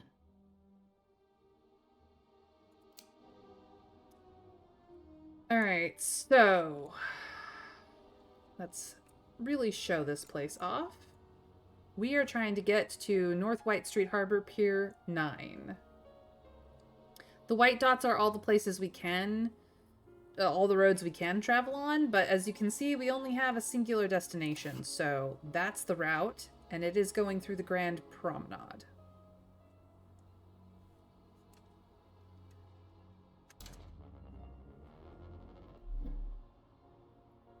Halt! The roads are closed until the demonstration is over. Exit your vehicle and line up for the parade. Oh, Gia! A parade! Let's go! If you do not comply, you will be arrested. Fine. I needed to stretch my legs anyhow. Like a dove on an updraft, the girl flutters off as soon as her heels hit the street, following the music and fanfare to the nearby parade. Hey, I said stay close! Eager young thing. Wowzers. I haven't been to one of these since I was young. Father took me to several, but those weren't as, serious. She's a very sheltered girl. Where are the floats? The clowns? They're just soldiers. Are all parades in the lowers like this? Just like this? No. Each baron has their own flavor of showboating to distract from how bleak life is down here. White Street's just eager to march and flash their guns around. Something big must be going on. Do you know what's happening? I'm not sure what this is. White Street has been bleeding territory, money, and men for over a decade in its wars with the surrounding barons. This should be a funeral march, not a celebration. Let's scope the surroundings. Ooh, we rolled real nice today.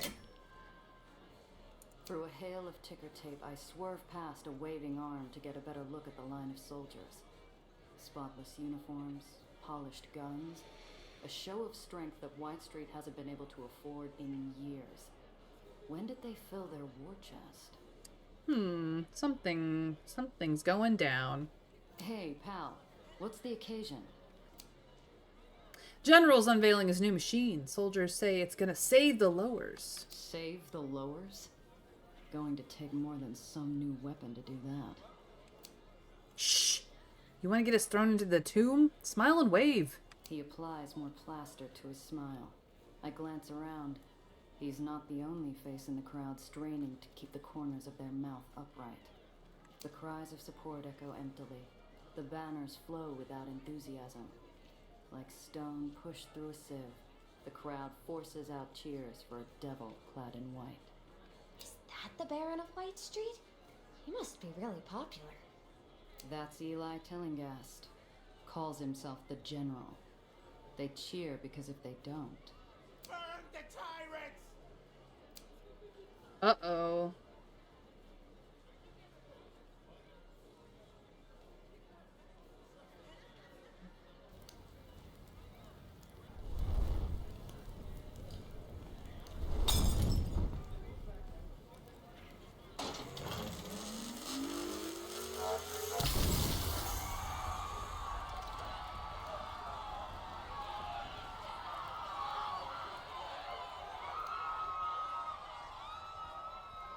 One hot blast of light was all it took to disappear a crowd, stunning onlookers like a twisted magic trick.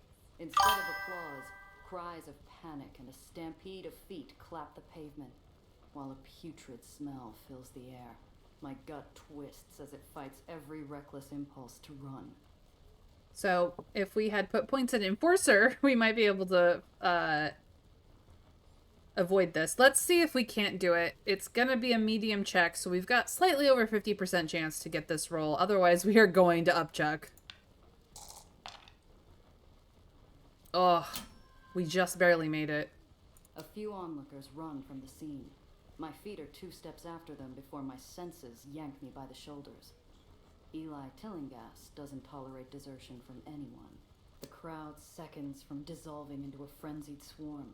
If I don't grab the kid and move, we're going to get trampled flat. However, we're saved by an unlikely savior. Hold! The Baron of White Street stands, gloved hand extended. Despite fear and panic, the crowd obeys, frozen in place by a gentle, assuring gesture. Let the procession continue. The music starts back up, and the world moves on Eli's command. Coerced cheers rush to fill terrified silence, while marching boots blot out the scorched earth. The days where White Street bled tirelessly to save a debaucherous world have come to an end. We will bleed no longer. Sure, General. Our enemies will tremble before a weapon they cannot resist, a weapon they cannot overcome. We will demand our rightful place in the sun and rid the shadow of chaos from the lowers. We are just. We are strong. We are unsullied. He pumps his fist and the crowd answers with a deafening cheer. With all eyes back on the General and his grisly procession, I look for Nellie. Oh dear. These barons are no different than dictators of small countries, playing dress-up and throwing their armies around like toy soldiers on the playground. Destruction like that. With weapons like these, they could reclaim everything they've lost, dragging the whole damn city back into war. God help us. Is there anything else to see? Yeah. The war banner of White Street once flew over much of the lowers. I dread the day it happens again. Despite the carnage, the crowd's feet remain glued in place. They cheer harder, more desperate, refusing to tempt fate and its devastating new weapon.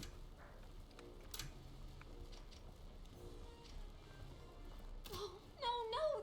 That weapon, Red Aether, wasn't to ever... Oh, gee, those people. Those poor people. countdown to the much larger energy blast hitting him from the direction of the uppers. Yeah, no kidding. You recognize it?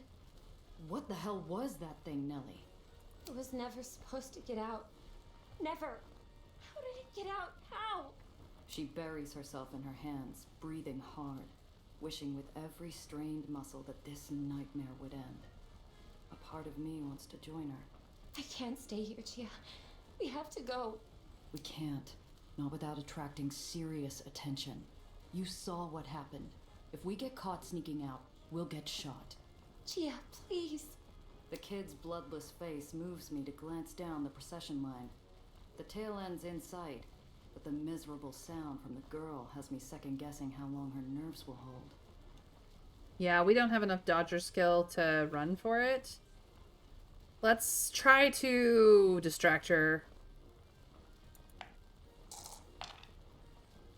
Jeez Louise. Why? Look, kid. You knew what it was. You recognized it, so start talking. I...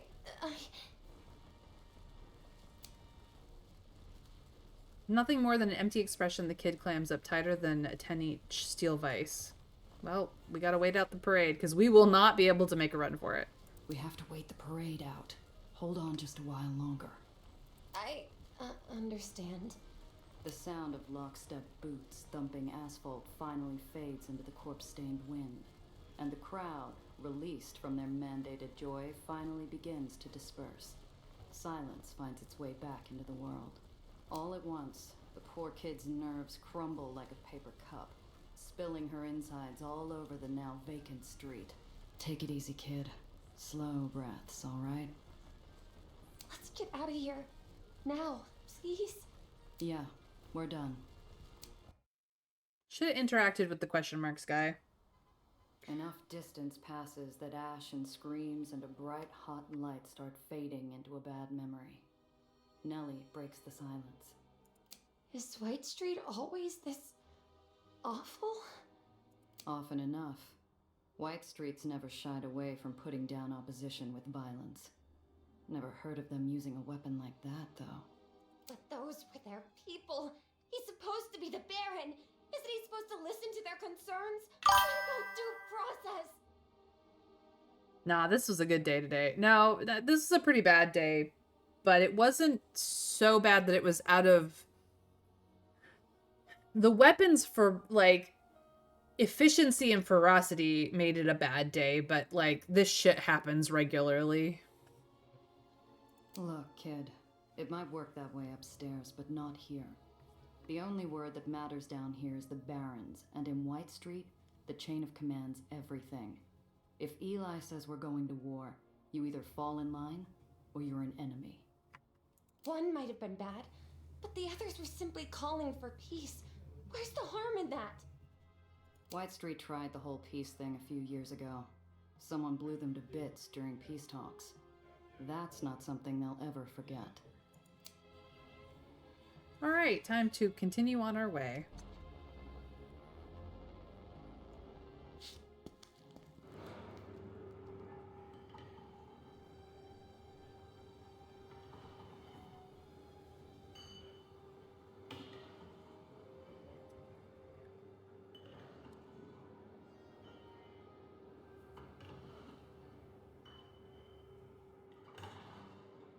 It's around here somewhere, hidden. What was that symbol?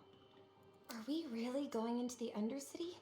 Will the Aether rats let us, or are the stories true? You don't think they'll throw us off the island, do you? Which stories we talking about? Well, the ones in the papers? I've never met an Aether rat, so I honestly don't know how much of it is true or not. However, they're supposed to be benevolent, aren't they? They keep our islands in the sky, and in exchange, they get the Undercity, but everyone knows that. I've heard they generally keep to themselves. Except when outsiders sneak into their tunnels.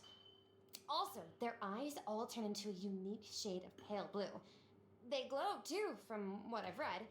Like Aether. There are journals that theorize why, but nothing concrete. Or always pleasant. Madonna.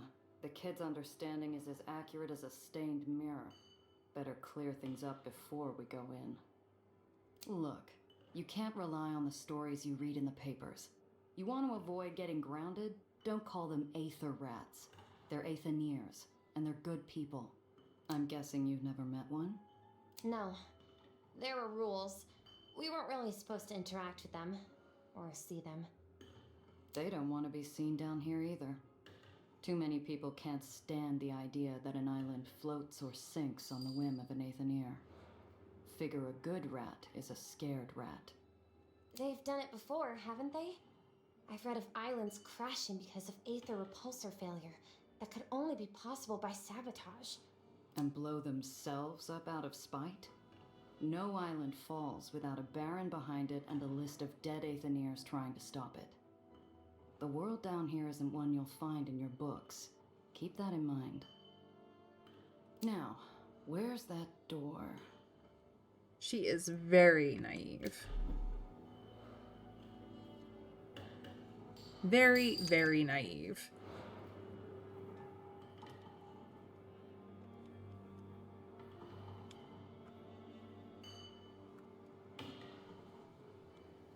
All right. The last remaining guilds in White Street, or anything resembling a union, died out in the last purge, or maybe it was a few purges ago. I've lost track. Among the fleet of crates, I spy one out of step. Whoever had nailed this one shut had done a hack job, leaving behind a wobbly lid and a crack big enough for a finger. Maybe we can get it open? Oh, hell yeah. I stick my hand in the maw, angling past jagged slivers and crooked nails until I find a solid grip. I pull, fighting the groaning, shuddering lid. It gives up with a pop. We got some cigars. They're contraband.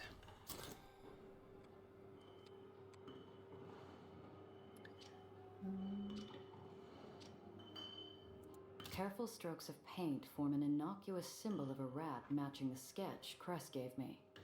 This is the right place.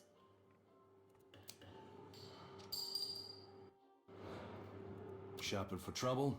Or just sightseeing real close? Jeepers! Gia? A pauper. One of the murderous specters slithering freely through every pipe, waiting to brutalize passers-by. If you listen to the stories. Scary as he is, he's more sentinel than specter. Looking for you, actually. We're friends of Cress Carter. She sent us to ask about a missing car. Cress Carter? Strange. Cress's name should mean something. Either he's greener than he looks or he doesn't trust my word. I might need something to loosen his tongue. Name's Gia Randazzo. Who are you if you don't know Cress Carter? Maybe I know her. Don't know you. Neither of you. Well, if what you need is an introduction, my name is Dr. Eleanor Reinhardt. Pleased to meet you. Doesn't she know that when you're on the run, you shouldn't give out your name like that? Don't shake hands with strangers, let alone topsiders. He threatens to disappear back into the shadows and leave us without a way in. But then he pauses. Doctor? What type of doctor? Oh, theoretical aethonics. Now, I don't have the experience one of you Aetheniers have with the practical side, but I do know my way around an Aether core. I was actually hoping I could find out a little more about maintenance techniques down here. You know anything about hydraulic engineering? No, but I'm a quick study. We're not looking for trouble. Like I said, just need info. Could be a couple of terriers and maybe some topsiders looking for some fun. Just look at her. And if either of us were terriers, you and I both know this conversation would have gone very differently. You're right, she doesn't. Too shiny. Looking to see how the other half live, eh, sweetheart? I beg your pardon. I'm not a terrier, whatever those are, and I am not some tourist. A terrier, sweetheart. Are the ugly bastards who keep us Aetheniers in line. That's how I got these. Oof. Every slip-up and slowdown adds to the contract, and I mark each one so they don't get from me a second more. There's so many. I'll be paying off my time till the day I die, and hopefully Not a moment longer.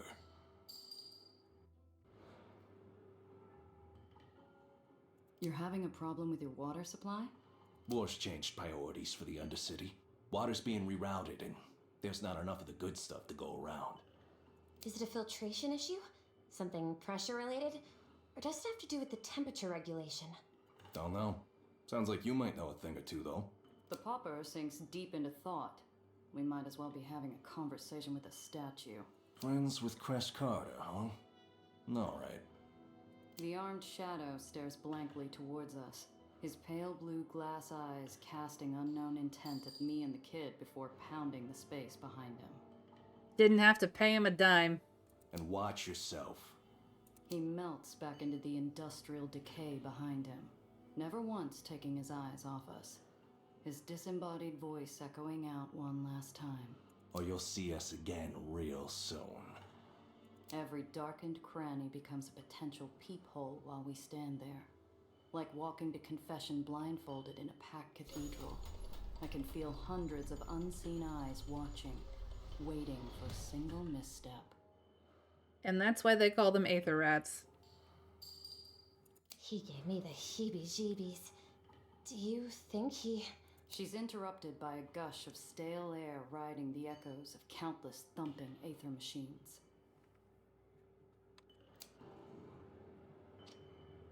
Topsiders, why are you here? Hurry, out with it, we're busy.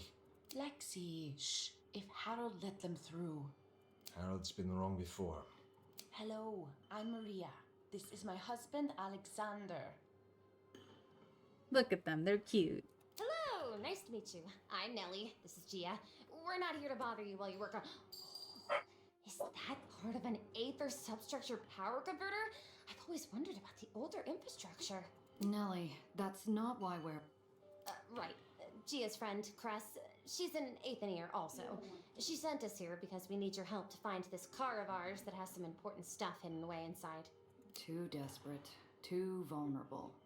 I lob a cough towards Nellie, hoping she'd quit her rambling so I could get a word in. Cress sent you? That girl. Fine, let's hear it. Let's ask some questions. You and Cress close? We're Aether rats. We're all related. One big happy family. Lexi, don't be an ass. They're Cress's friends. At least be nice for her sake. She's running around with all these topsiders causing trouble. And now she risks the three of us. She should know better. It's a subtle movement. Alexander sends an involuntary glance towards Maria's abdomen before matching my eyes. I couldn't be sure if he was angrier that I caught him, or that he slipped something so personal. Probably the personal thing. She's pregnant. It's obvious. These tunnels. They're so big. Where did they go? Everywhere? Can you get to any part of the island from here? Have you ever gotten lost? I've known too many smugglers who've disappeared trying to find their way through Aether rat tunnels. Success promises an unseen and untraceable smuggling route. Failure costs you your life. No. Aether rats don't get lost. We can smell our way through miles of...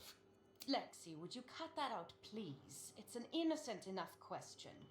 This tunnel can get you through most of the barren, if you know where you are going. But don't try it.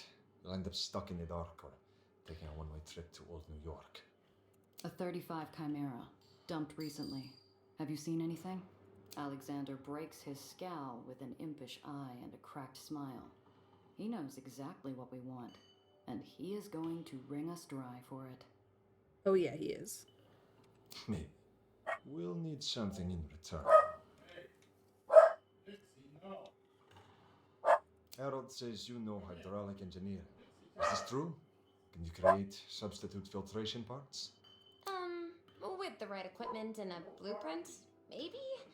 I don't have any on hand, though. I'd also need time to formulate possible solutions. Maybes are not enough. We need working parts now. The last new war means that all non-essential requisitions are delayed. That includes water filtration equipment for the Undercity. Now, our water is becoming Aether-tainted. We can't afford any more of us getting sick. Eli's terriers are already forcing longer and longer shifts to compensate for the fewer numbers. That's terrible. Of course we'll help. We'll get you everything you need. How do we... Oh, Nelly. Nelly. Hang on a sec. Before we agree to anything, I need to know what we're getting into. How much is this info going to cost me? Water filtration parts, new ones. 1 or 2 crates should do the trick. The more the better. Aether should have priority. But Eli's leaving you without water? Should be, but the Baroness quartermaster says the war means less for us and more for the army. He's a good man at heart. We have leeway with him, more than with the other officers, but... Latsuko's a soldier, not a man. He's choked us from the supplies we need for years. Now, with the war, he has every excuse to squeeze tighter. How'd any part of White Street lose out on clean water? I thought that's all Eli cared about, aside from his wars. Our water is kept separate from the rest of the Baron's supply. That way, terriers can reward us with clean water if we run low. With our own supply of fresh water becoming smaller, we have to use water tainted by Aether use. Or find ways to make the terriers give us extra. Why would Eli risk the lives of his Aetherians? You keep his islands afloat. If you all start falling sick, his islands are going to start dropping too. We've asked his terriers the same question. All we get back is, get back to work. You'll have those parts. But I'll want to know where my car is as soon as we're back. You have a deal. Thank you. Don't trust the quartermaster. And watch yourself around the scrapyard. It's a dangerous place. And Gia. Man leads forward, grabbing my arm and pulling me in, close out of the earshot of his wife. Do not bring any heat back here. If you risk the safety of my family, then you can consider your car lost for good. Here, this address used to house a friend of the rats. It's empty now. Use it to lie low if you can't help yourself from getting into trouble. Alex releases his stone grip and a slip of paper into my hands. Nelly takes his quick, hushed intercession as a desperate request for success. We'll get everything you need. I promise. Poor kid. She has no idea. None whatsoever. All right. Back to White Street we go. We're on the adventure. That won't put us through the Grand Promenade or any other place. But we do have a heat level 3, so we gotta watch that. Surprise encounter! We're stopped at a checkpoint manned by White Street officers whose sneers are tighter than their uniforms. I get the feeling there's these no-shift... these are no-shift clocking schlubs. All white caps stink like rotten pork. But these ones seem to be wrapped in fancier dumplings. Who are they?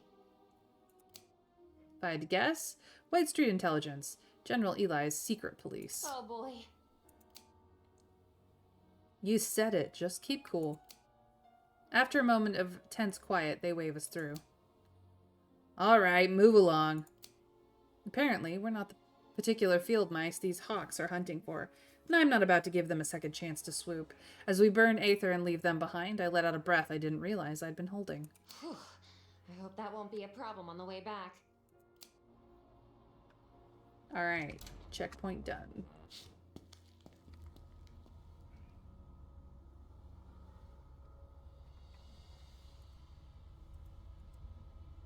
If the lifeblood of White Street is industrial refuse, then the scrapyard is its beating heart. From his steel parapet overlooking the yard, the quartermaster governs this realm of rubble with determination.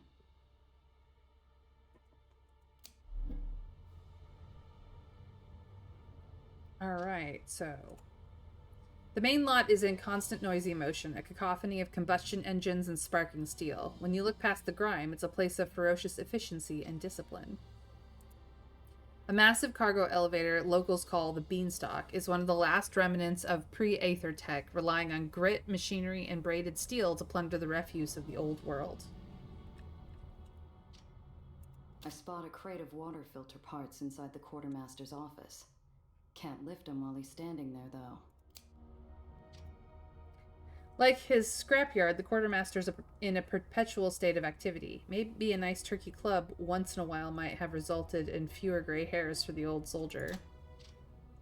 Not while he's here. So the desk we can get into if he's not there. The quartermaster is a decorated veteran and displays his war memorabilia with pride. Strikes me as odd. From what I've heard about the Philippines, wouldn't you want to forget? Is there anything else? No, we've looked at both of those. Looked at all of that. Alright. Time to talk to Theodore. Let's go. The quartermaster would have a friendly, likable face if it wasn't lined with the stress and fatigue of a lifetime of devotion to Eli. It's clear as we approach he's neglecting 7 other things by talking to us. Sergeant Major Lutzko, I'm Gia Rendazzo, and this is Nellie. Pleasure, girls. Sorry about the state of things around here. I don't often host such fine company. What brings you to the scrapyard? It's a pleasure to meet you as well.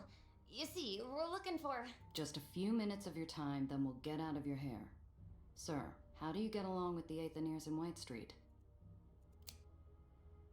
They keep to their own mostly. That's fine by me. Why?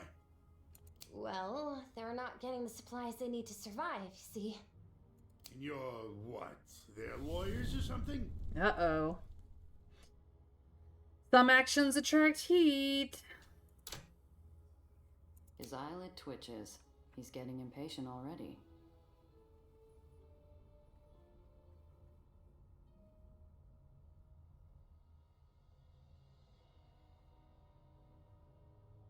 That's what he means about you lawyers. Deal with a lot of lawyer types. There are Aetherian lawyers? Do they go to law school? Can they go to law school? What sort of law do they practice? The sneaky kind, sweetheart. Yes, the rats have pet snakes, and thankfully, no, we don't get a lot of them up here. They're nothing but trouble. Oh. Burrowed into their libraries of theirs, poring over contracts, looking for loopholes, taking advantage of the system, making a lot of red tape and wasted time for people like me. He scowls. I decide it's best we ease off. Well, that's just what we want to avoid. Forget I said anything. So I take it you served with General Tillinghast, is that right? Where were you posted? Yeah, the Philippines. Tough tour. Wouldn't have made it without the General. Saved my sorry hide more times than I care to count. Ah, but you don't want to hear about all that. I think you must have been very brave to do what you did. And it's plain to see you and the General are very close. He's lucky to have you around, I think. You're sweet as a Georgia peach, ain't you? Thanks, Missy. He's an extraordinary man. A real visionary, you know? And what's he envisioning for White Street exactly? The General's been beating back the Huns at our gates for as long as anyone can remember. You mark my words, ladies. These islands will never fall. And one day they'll be shinier than the heights. Stars fill the old soldier's eyes, a proud stiffness rejuvenating his weary frame. Talking about his boss transforms him into a younger and more zealous figure. It's almost tender, in a strange, skin-crawling kind of way. Let's see if we can't charm the man. Look, you whitecaps are all about honor, right? You understand what an oath is. We made a promise to help these people, and we... Where you two been hiding, huh? White Street could use a couple more women like you. Ah, hell. Look, I'm really busy. I'm gonna be in my office, stuck staring at paperwork. I assume you can show yourselves out? You follow? It isn't permission. The old bastard would kill me if we ever ended up on opposite sides of a fight. But it's a chance. Yes, we do. Thank you, sir. Thank you for your time, sir. Yeah. Thanks for dropping by, ladies. With a forced smile, he picks up a clipboard and walks off, shouting orders down at machine operators, and leaving us to look out over the yard alone. So he's not exactly gonna sell us or trade us anything, but he is going to overlook the fact that we are in the vicinity, is essentially what he's saying. Ben, welcome in! I adore you too. Girl, how you doing?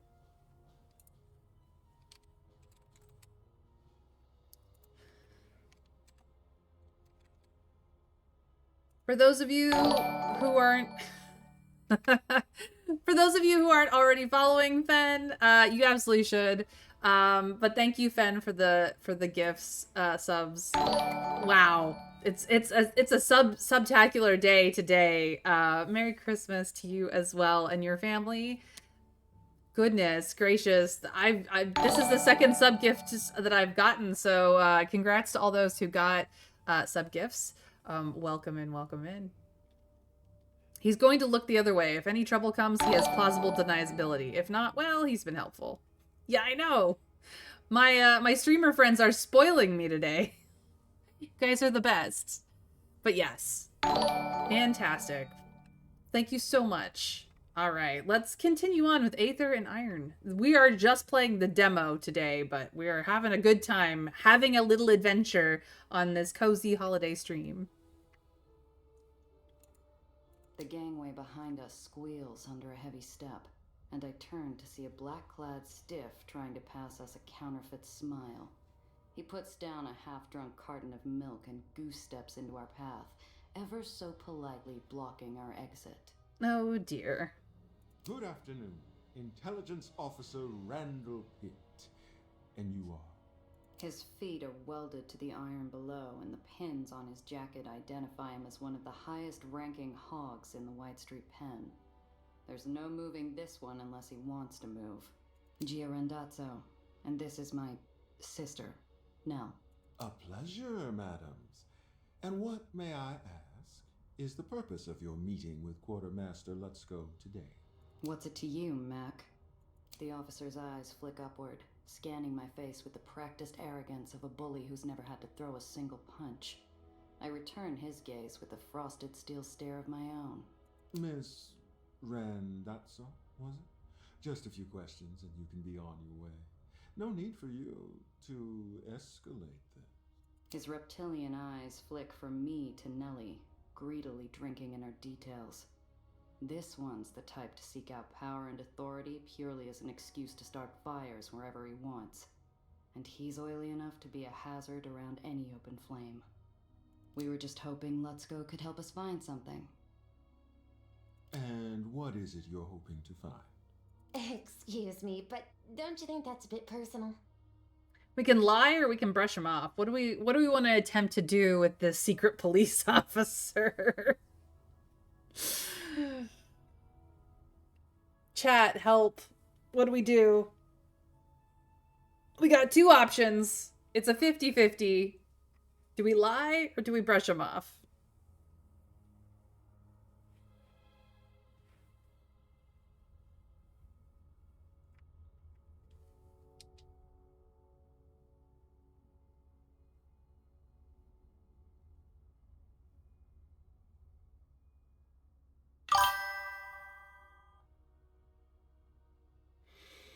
Lie? He's not really gonna accept a brush off. That's fair, that's fair.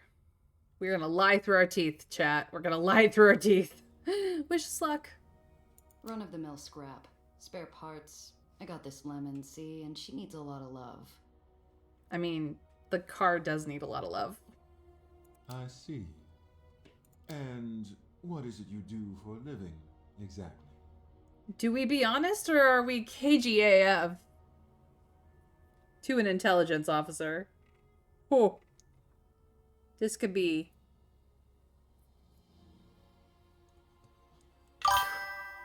Oh, I'm a smuggler.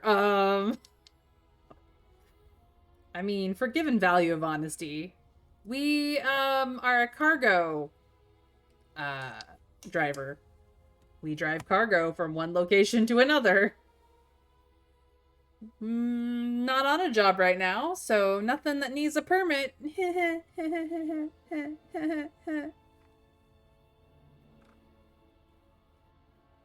What do we do, chat?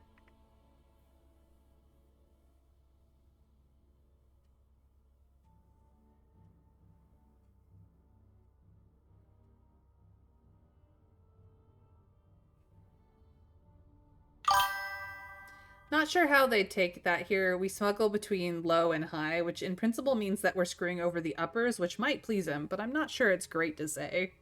All right, BKG it is. This and that. Plenty of odd jobs around for a working gal. How very specific. Totally specific. He's inching closer, and my hackles raise. This snake doesn't need an excuse to sink his fangs into me. I better not give him one. Were you present at General Eli's recent parade, by any chance? We have no reason not to say yes to this. We weren't involved in anything there.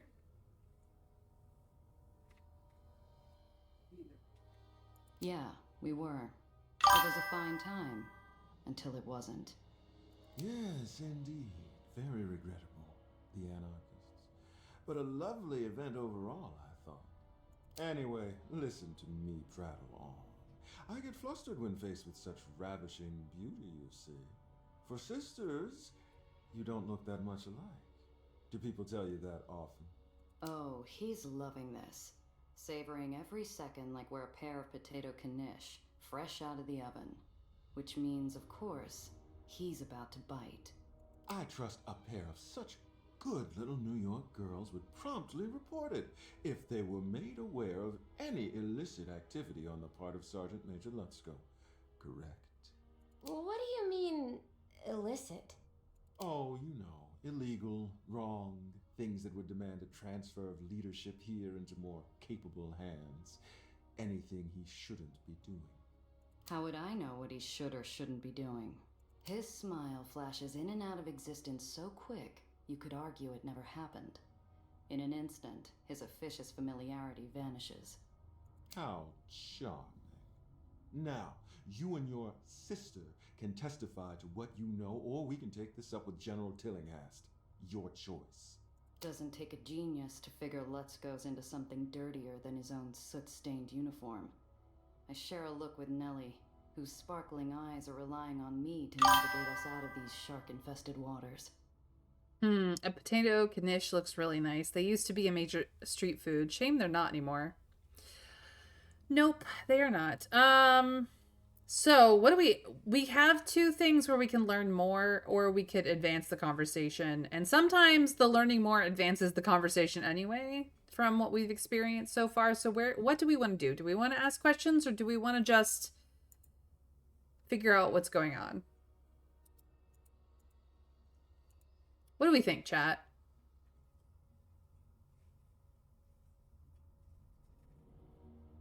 We really need to avoid more heat if we can.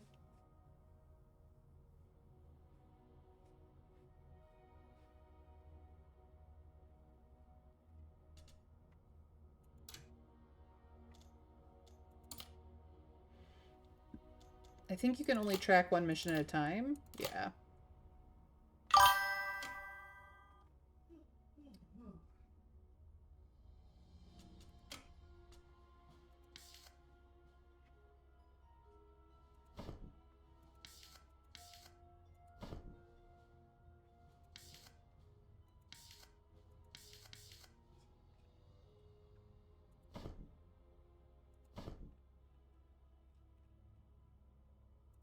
Looks like I cleared it all out.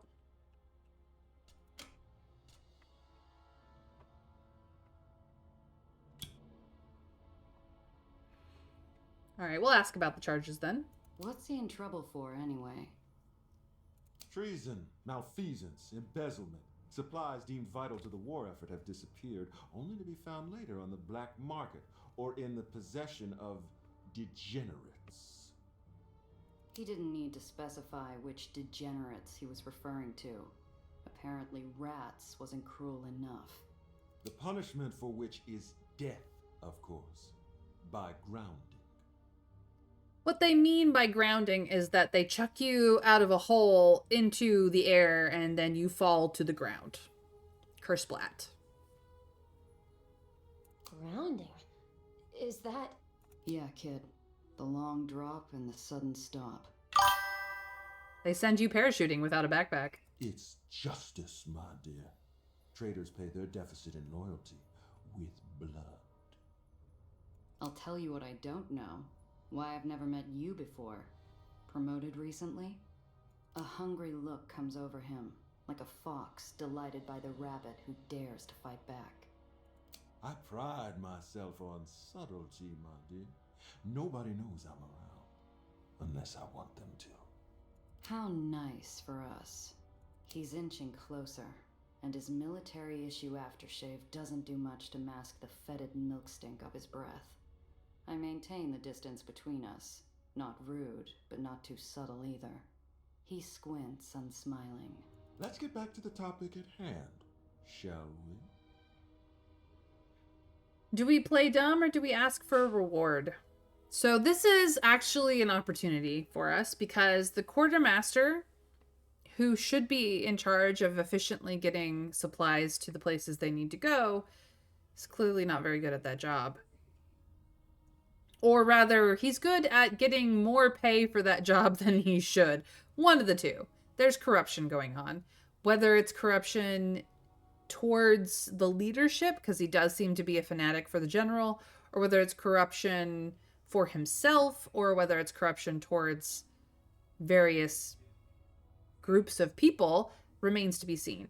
The intelligence officer Pitt clearly is looking to either move up in the world by replacing this man, or to find somebody who's more competent and in his pocket for whatever reason. So do we play dumb here because we know what's going on, but we don't want to get involved? Or do we ask for a reward to help out this officer? And hope to, I don't know, get something out of him if we can. What do we do, chat?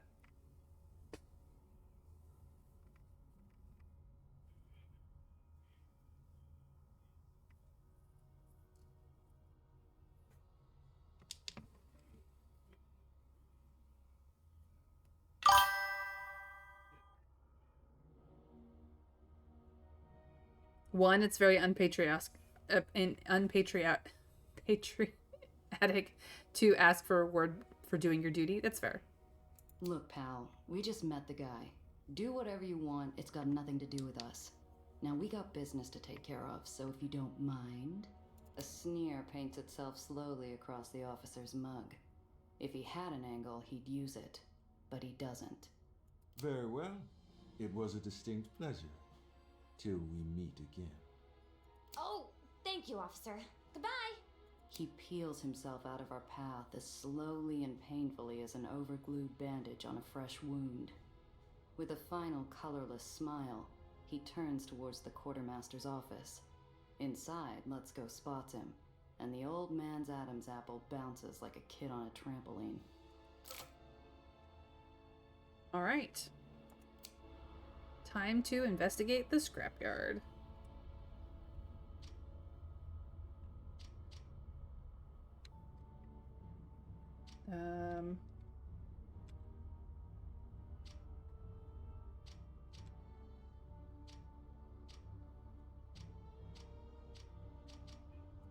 I don't think I like that Officer Pitt very much. That's only because you've got working eyes and ears. Stay away from him, all right? You don't have to tell me twice. Still, seems to me we've got options. We do? Well, whether we play it the quartermaster's way, or throw him under Pitt's repulsors, you and I still come out with the parts for Alexander and Maria. I see. But what'll happen to the scrapyard if the quartermaster's arrested by White Street Intelligence? You never know. Let's Go seems all right, but he's not exactly running a tight ship here. With someone like Pitt in charge, the Aetherians might get more reliable supplies. But then the restrictions imposed on them may get even worse. Boy, there aren't any easy answers in the lowers, are there? Nope. You catch on fast for an academic. Gia, the water filtration pieces we need, where do they originate from? Well, White Street reuses whatever they can. Old coffee makers, radiator grills. If you can find it down in the burrows, then you pile it onto the beanstalk and it gets carted up here. Oh, of course. Well, then it's simple, isn't it? We just go there and grab some supplies while they're in transit. I must be giving her a real scorcher of a look, because she blushes pinker than a spring tulip. You're suggesting we raid a cargo shipment. You're suggesting we steal something? Well, it's a solution, isn't it? I'm trying to get into the lower spirit. The embarrassment and excitement fighting for real estate on her face have me this close to throwing an arm around her shoulders and tussling her hair. Let's go, Principessa. Let's go, princess.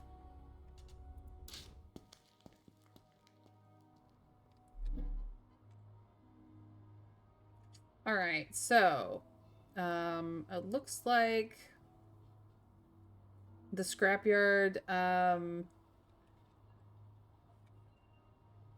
has some things going on. We can go to all three, and then there's Liberty Auto down here as well. So we're gonna go the furthest away one and work our way around.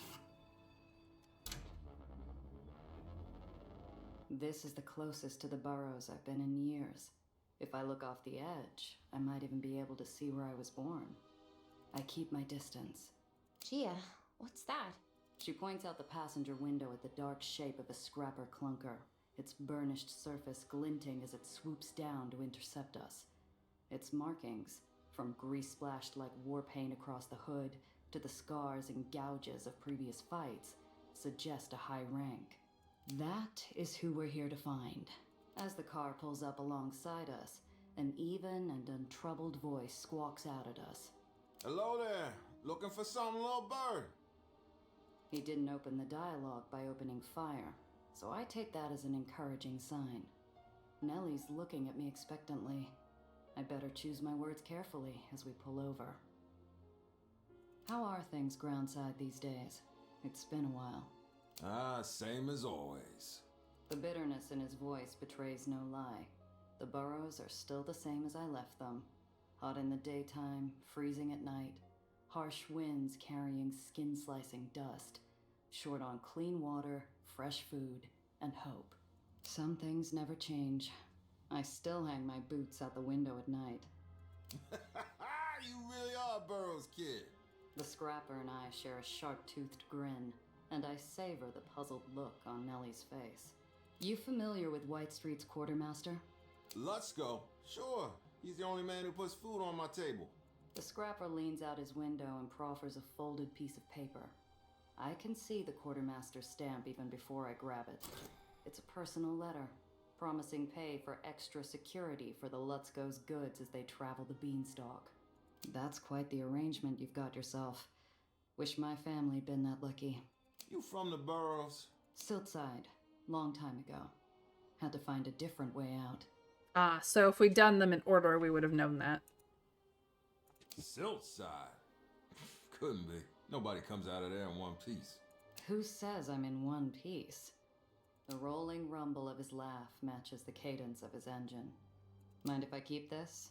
Could come in handy. Sure, I've got more at home. The man loves his correspondence. So we can pay for parts, or leave peacefully, or fight him. He's been pretty civil, all things considered, so I'm just gonna pay for parts, because that seems like the decent thing to do, and we got the money. I'm not here to steal from anybody. I'll pay for what I claim. I'm looking for water filter parts. Got any on you? Matter of fact, I do have something that might work in a pinch. The letter would be pretty handy if you wanted to sell out the quartermaster, abso-toot-and-lutely. All right, we got water filtration parts. Stick them in the back. All right, no reason to fight him, so we're just gonna leave peacefully. We paid for our goods. Guess we go our separate ways then. Fine by me. You be careful out there.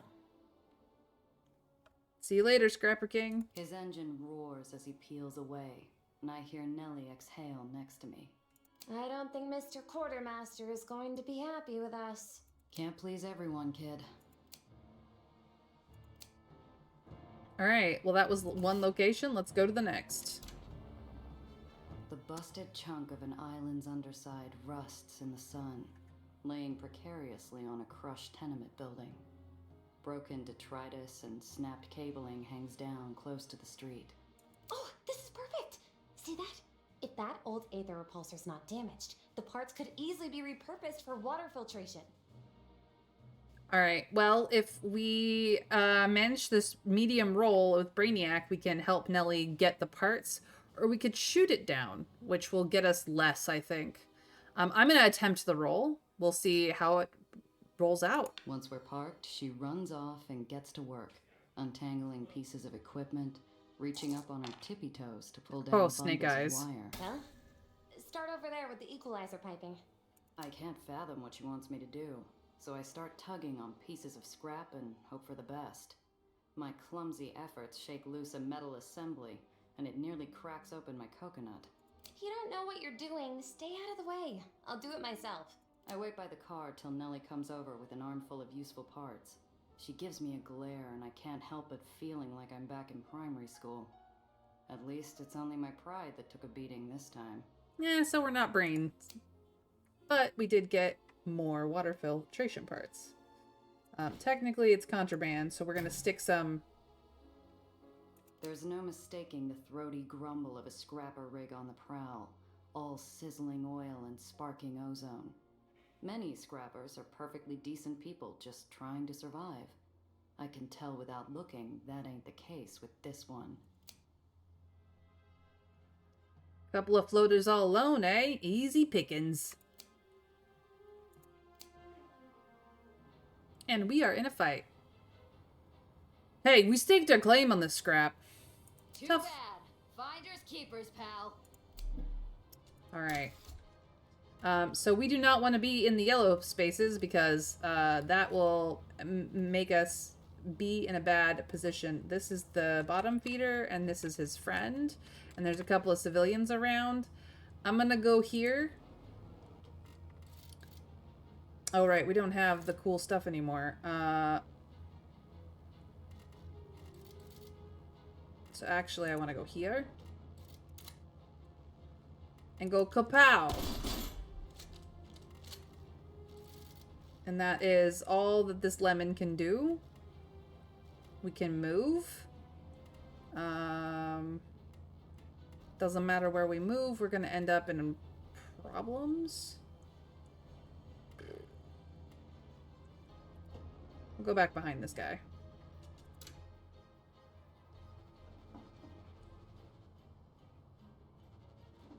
Good, he's not gonna get crushed.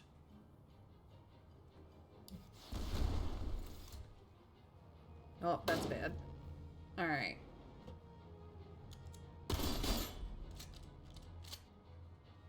He's gonna be problems.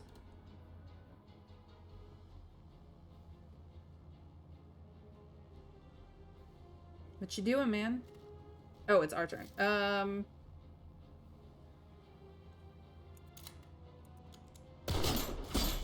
Get wrecked, asshole.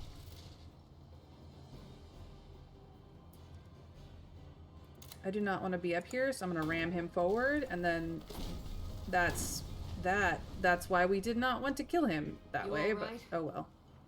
Yes, I'm okay. Thank you. You grew up with those people? A different time, kid. A different life. Victory is ours. Spoils of the war is scrap metal, scrap engine, and brass knuckles. To re-roll an enforcer check. Nice. I will take this engine. The knuckles.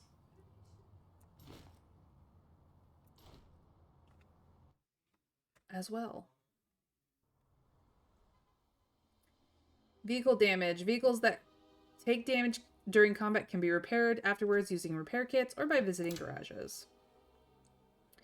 So it wants us to use a repair kit now. Inventory. We have the letter. We have the scrap metal vehicle. We can use item. Use item, and then yes, can we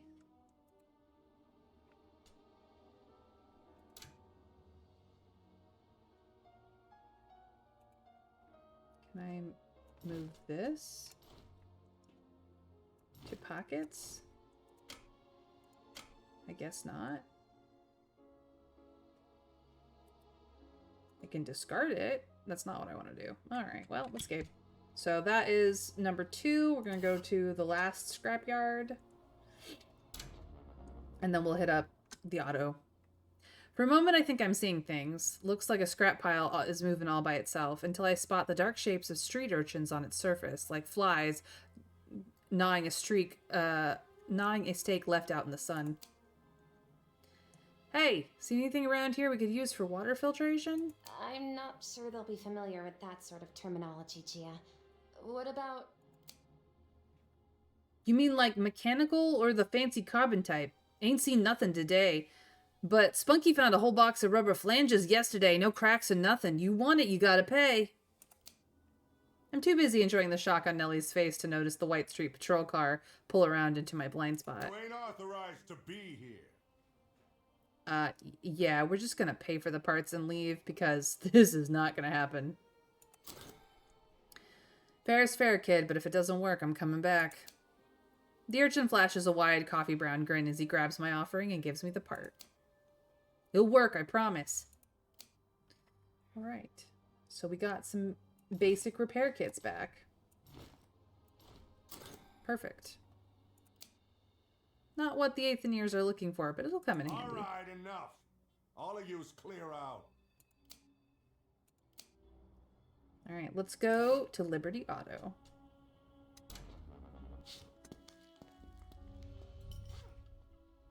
We can repair our vehicle here or buy some parts.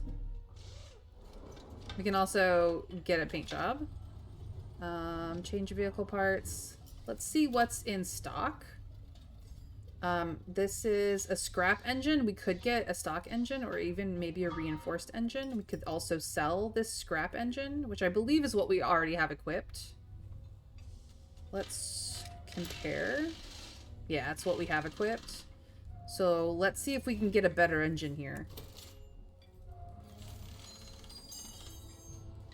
Now we can get this reinforced engine, which is very good.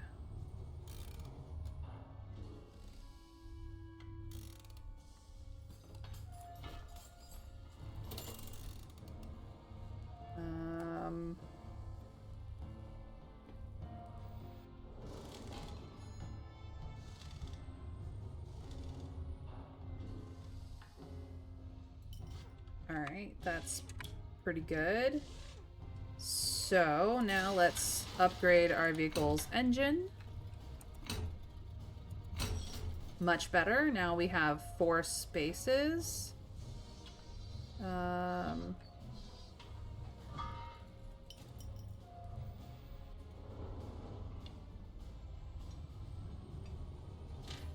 it gives us better AP as well. So if we go confirm,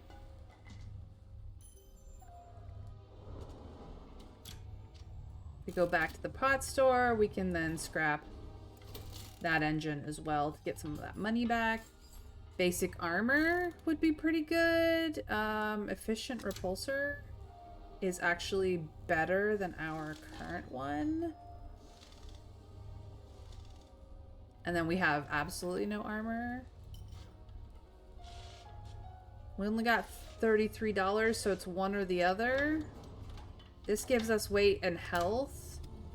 This literally upgrades what we already have, and we could sell our stock set. So let's get some upgrades going, shall we? Upgrades, upgrades. Let's go, let's go. So our AP is up to 13 now. We're in a much better condition. Our weight is a 5 out of 10. Our heat is still discreet, so that's good for us. And then scrap the old one, because we don't need that piece of junk anymore. This leaves us with $13, so we can get a wad of grease to re-roll a failed grease monkey check. But we can't get the armor. Or another shoddy. I do like the shotguns, they're nice. But I feel like... Or the caltrops would have been nice. I am gonna grab this. Alright. It's gonna be pretty good.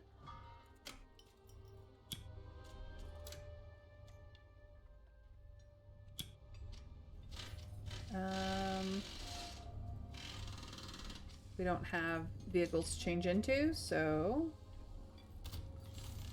No, this is nothing to repair. We're good.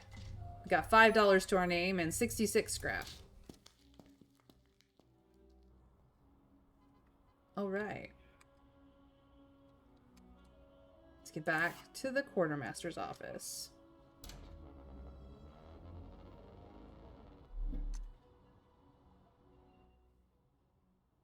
Intelligence officers swarm every path out of the scrapyard, their black uniforms dotting the landscape like spots on a coal-black Dalmatian. There's so many, Gia! There's no getting through that without staining that dress of yours. We'll have to go back to Pitt if we want to get out of here alive. When we pull up to the quartermaster's office, there's a troop of secret police attending Let's Go and Pitt inside. I suppose this is what they call the moment of truth? You suppose right.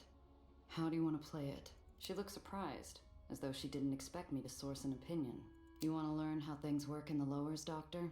There's the tough choice and the tougher choice. So choose. Well, as I said, I'm not exactly well-versed in White Street military politics, and I've only gathered minimal data on the relevant parties so far. There are other considerations too, like... No, you're overthinking it. What does your gut tell you? It tells me we should help the quartermaster, even if times are tough for Alexander and Maria. I can't see them improving if that pitman takes control here. She's not wrong. But she doesn't know the kind of suffering a man like Let's Go can cause, even if he means well.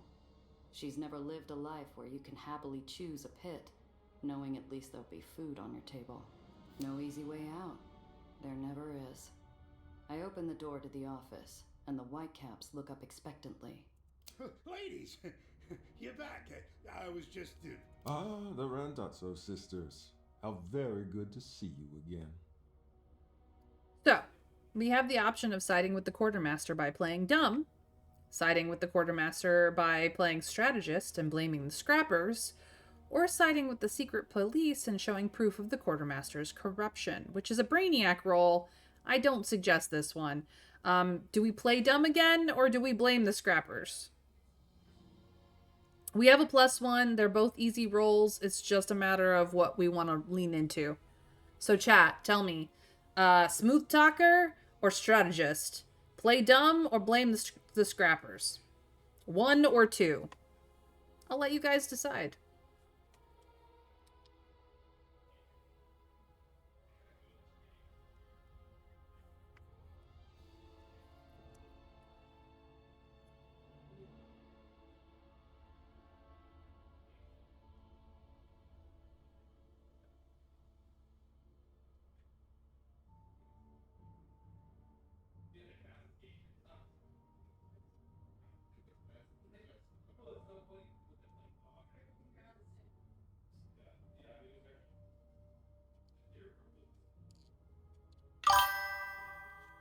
Be nice if we blame the scrappers.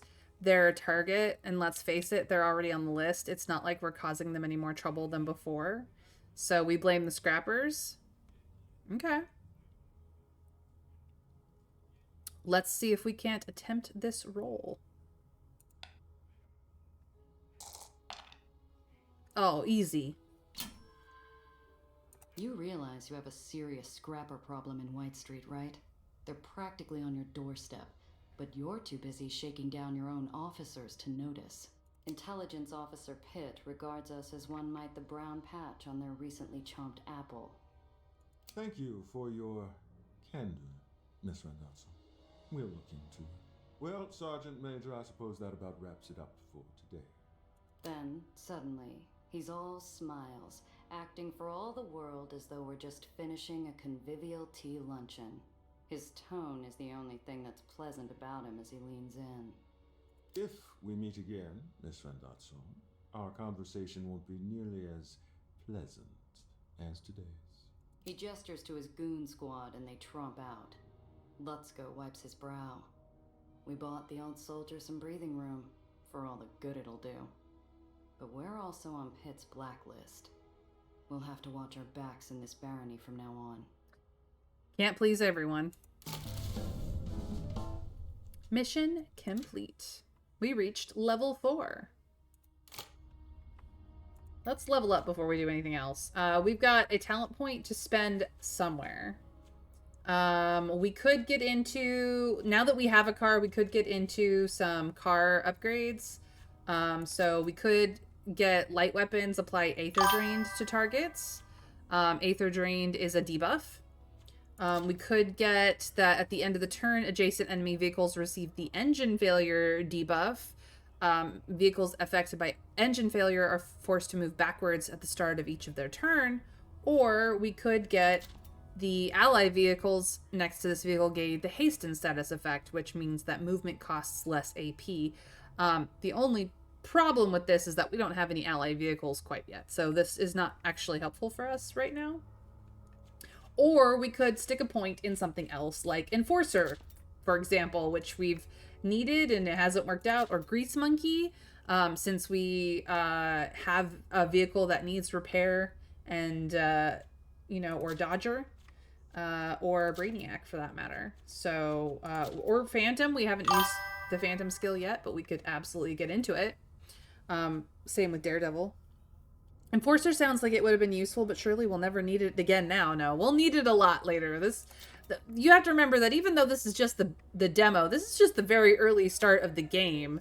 It gets a lot more complicated, and as much as I only have the demo, this game looks amazing. Like, I can't wait for the full thing to come out.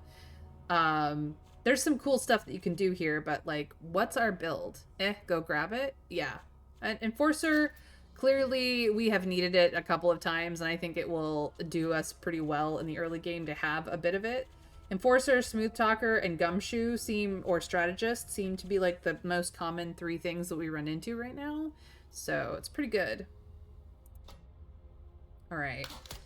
And it does open up dual RAM for when we have another point, if we're into that.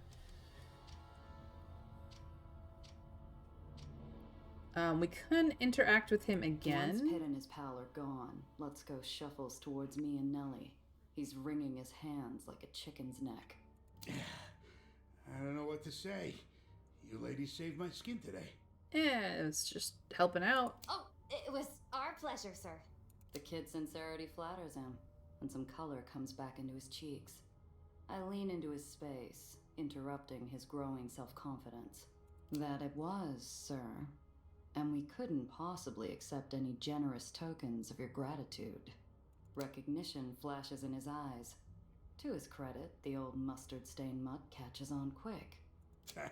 No, I insist. Listen, you ever need anything, you just let your old quartermaster know. I got plenty of stuff you'd find use for. Thank you for the lurk, PP. And so we got loot. And we've got the space for it. Well, like I said, busy day.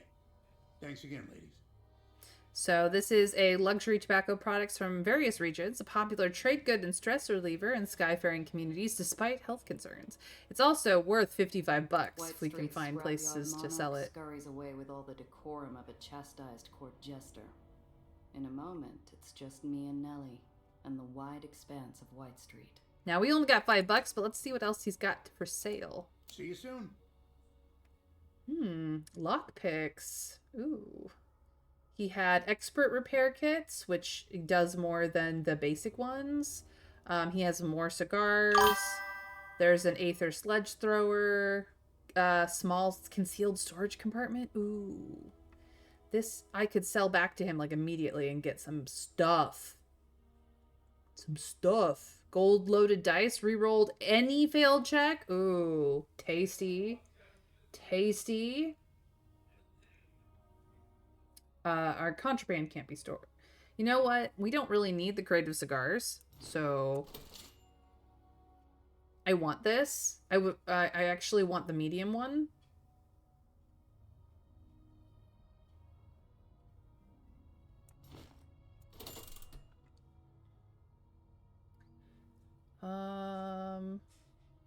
How much do these sell for? 5? These go for 15. We could sell one of these. Grab this. Let's grab the lockpicks as well, actually. We sell the other one. We could afford that. And the lockpicks. Rerolls are good. We fake White Street papers. Oh, that would have been nice too. No, I like what I got. This works and adds inventory slots. We just need to equip it. Because currently we don't got one. No, no, no. Get back in there.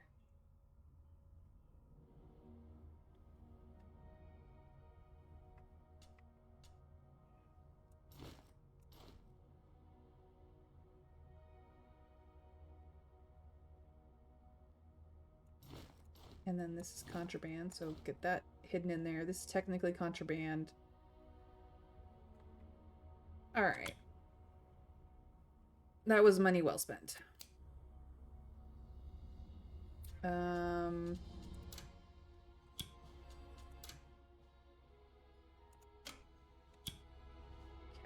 let's get back to White Street. Gia, things got a bit hot back there, didn't they? Yeah, we are unfortunately running infamously. We need to pull over, lie low, let the Whitecaps move on. There's a place I nearby. think we should visit that safe house Maria told us about. She did say we might need it. Ooh, a safe house. That's so exciting. We're like spies or undercover agents. I'm not tired, so I can take first watch if you need a nap. Though, I don't have a gun. Do you have an extra? She's nervous and she doesn't know what to expect next. That doesn't make her wrong, though. Kid, if we need guns at a safe house, it's not doing its job, and we're in a world of hurt. Alright, so the safe house is unlocked, and we can get to it before the checkpoint, which is precisely what we need to do. But we're going to go back down to Liberty Auto.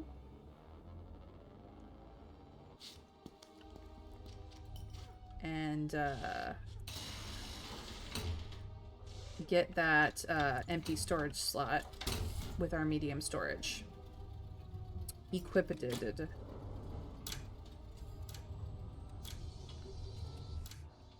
Oop.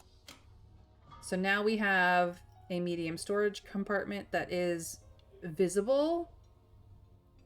This is the glove box storage is the only one not visible. But we can now put things out of passenger storage. Yeah, we'll stick this down here too. That opens up some space. Alright, let's go cool our heels.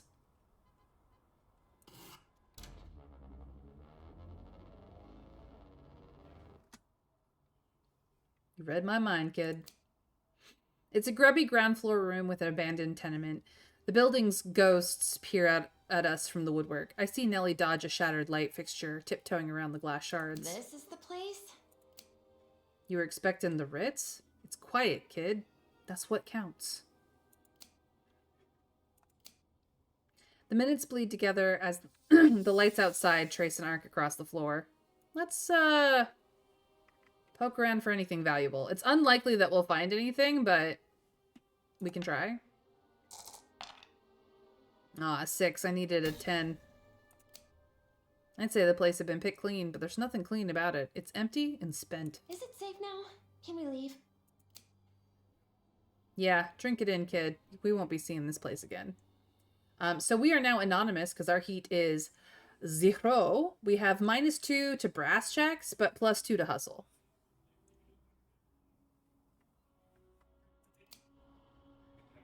Alright, we can now get through the checkpoint without any problems. The checkpoint's still abuzz with angry White Street wasps, their stingers twitching in search of some flesh. Traffic grinds to a stop. Soldiers and intelligence officers are... We might be searched for contraband. Your heat plays a large role about how we'll be treated. The higher the heat, the more likely to be searched. But we have a 0, so... After a terse chit-chat with a few guards, liberally aided by Nellie's sweet smile, they wave us through. So yes, we did have contraband that could have been spotted, but we got through there primarily because we had no heat. They aren't looking for us. Somehow, the place looks even rougher than it did only a few hours ago. There's a pall in the air as thick as the smog. Alexander and Maria catch sight of us and head over, dropping the goggles from their stained faces and treating us to some weak but earnest smiles. You're back. Do you have what we asked for? Oh, hell yeah, we do. I'm happy to say we were able to retrieve some excellent parts for you. Here you are. The kid magnanimously hands over the scrap, with all the pomp of a mayor handing out the key to the city. I can do you one better. And we're gonna give them extra. I hand over the extra parts we managed to scrounge up. Maria accepts them graciously, and Alexander puts a hand on my shoulder. His dirty cheeks are already lined where he's been crying. I can't tell you what this means. Things have been hard. Our nephew, His words freeze in his throat, and Maria puts a consoling arm around him. That's why he was so intense earlier, is because he's already facing losses. Thank you, Gia. And our deal? We're true to her word. Poppers spotted a car matching your description by Hero's Arch, past the commercial district at the island's edge. It should still be there. I should tell you, though. It's all right. Thank you. Next to me, the kid is wilted like a balloon with all the air let out. Her pretty little life in the Heights hasn't prepared her for this. She's had a double shot of reality, with no chaser. Here, we want you to have this. It's not much, but you really stuck out your necks for us, and we look after our own. Do we accept the reward, or do we decline the reward?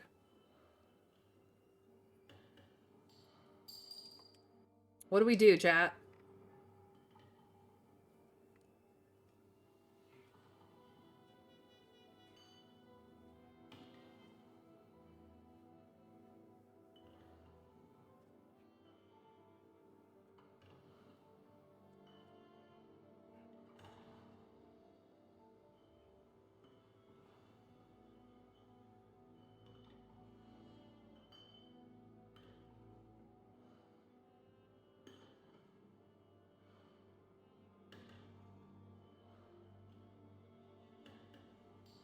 What do we think?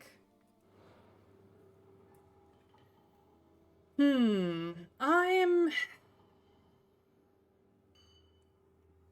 going to accept the reward primarily because I take it. We did a lot for them, and this is gratitude for going over and above. So it's insulting to turn it down, and otherwise our only reward is a direction. It's true. It's true. Thank We'll you. accept it. And good luck. To you as well. Oh, we got $40. That will absolutely help us. He bites something back, tight-lipped, but his eyes say it all. Usable scrap wasn't all we gave them today. We reminded him that not all outsiders are pinstriped jackals with a pen in their hand and gold in their smile. Awesome. Awesome, awesome. All right, so let us head to the car. I warn you guys, this part is gonna hurt. Here we go. Oh, surprise! I'm doing well, keeping a low profile, but today it's not enough. A white street guard flags me down and flashes his lights. I pull over, and a young, self-important whitecap approaches my window. What seems to be the problem, officer? Don't play coy, miss. I just saw you toss something out of your vehicle. Was that a cigarette butt? Contraband? He hooks a thumb through a belt loop of his trousers, smug as a schoolyard bully. You'll have to pay the fine on this here ticket, or we'll have a problem. All right, let's read the guard.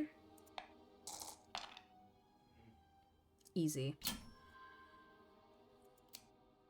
I give the guard a cursory look. He rocks back on his heels absentmindedly. Slinging tickets to fill a quota's gotta be a dull post, and if I had to guess, this guy's way behind.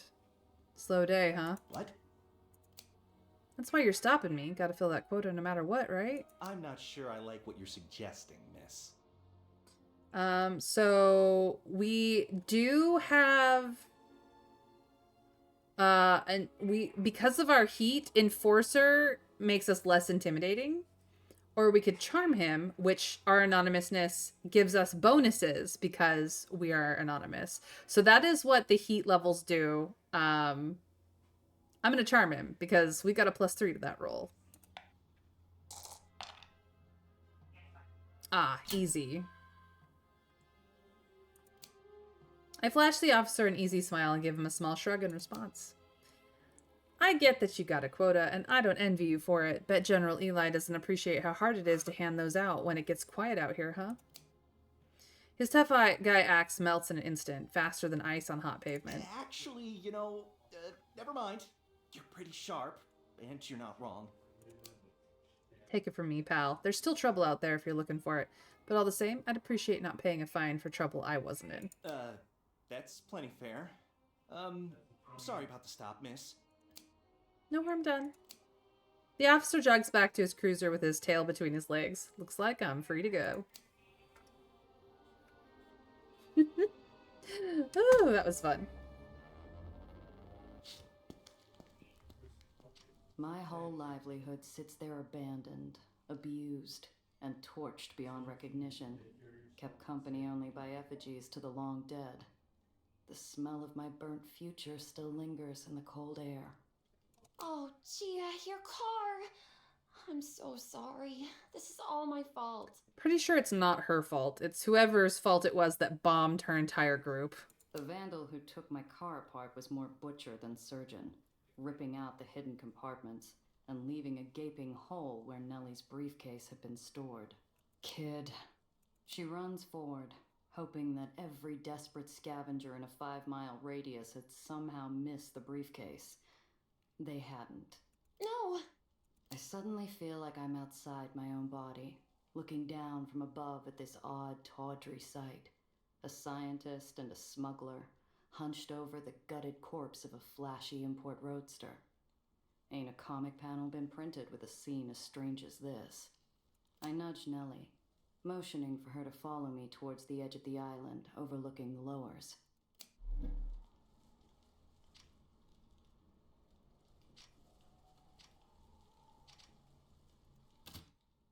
Among the forgotten and decayed, I almost dismissed the rotting crate as another corpse until a glint of light calls me.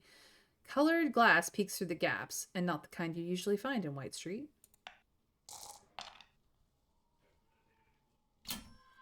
I lift the crate. Waterlogged wood and molding straw fills my lungs. While fighting for air, I feel the bottom of the box open beneath my fingers and make a catcher's save safe.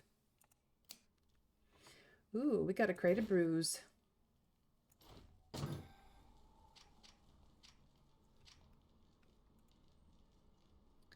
You almost got us out of this hellhole, baby. Looks like I'm hitching the rest of the way.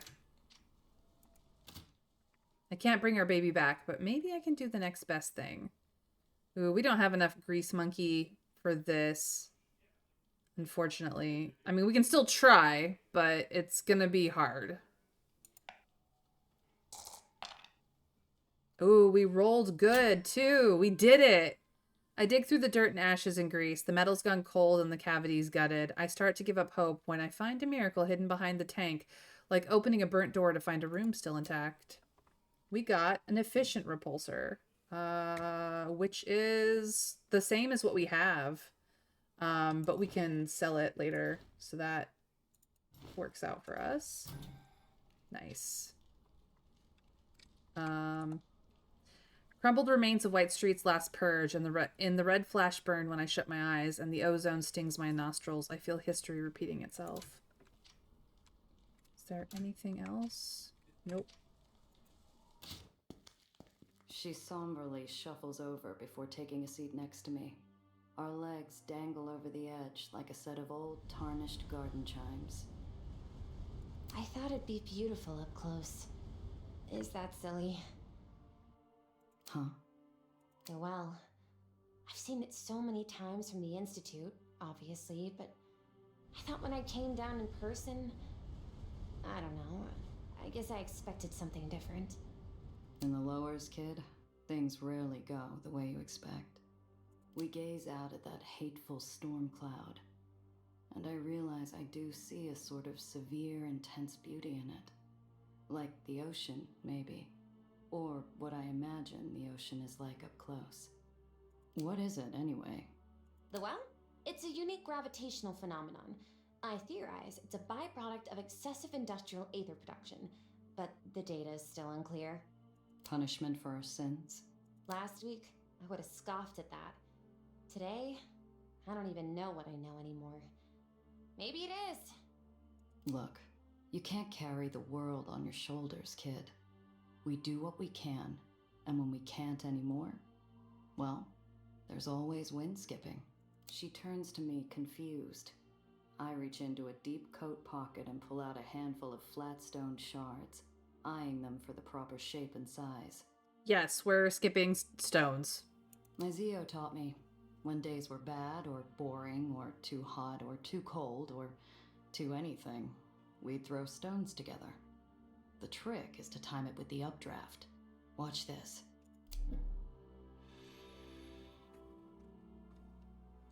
So there is the well.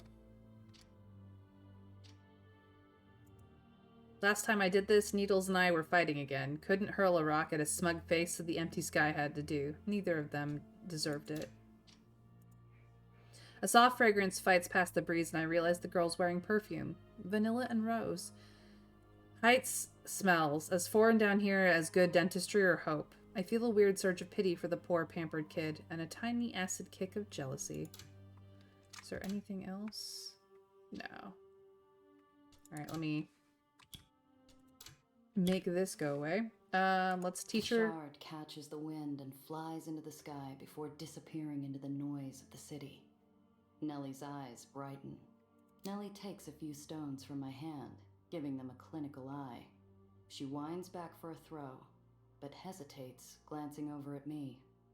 Let's show her the right technique. I mime a proper throw, flicking my wrist so she can copy me. She follows my lead, practicing a few times before tossing it into the draft. It ain't much of a throw, but I have to hand it to the kid. She times it perfectly, and that stone flies better than any bird.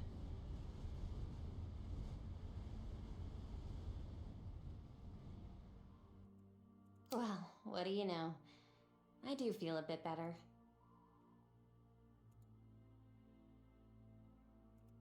See? Nice throw, kid. Thanks! Not that difficult, once you factor in mass times force, accounting for the wind, of course. All right, easy there. You ain't pitching for the Metromaniacs just yet.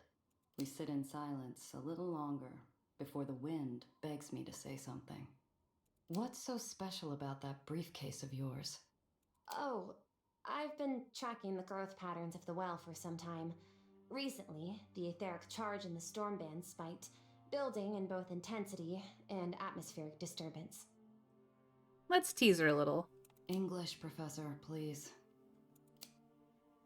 Someone hasn't been a very good pupil. Skipping your homework? Well, see, my dog ate the chalkboard, and I'm not too good without my chalkboard. Something recently made the well stronger. Much stronger. If I can stop that, I might be able to stop the well from consuming the lowers altogether. You understood it? I did too. But that's why we're teasing. You're serious, aren't you? You really think you can fix it? Yes, but without my notes, I'll have to start again, collect some more data. I remember most of the model, but recreating some of the theorems will take time. Well, that settles it. We're not done yet, kid. Those notes of yours, pretty sure they were taken. And I'm not going to soil my reputation by losing a client's property. We just need to fix up our clunker to find them. Oh, you mean it, Gia? That's wonderful news.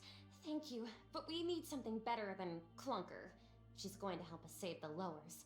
She needs a real name. She does look like a block of cheese.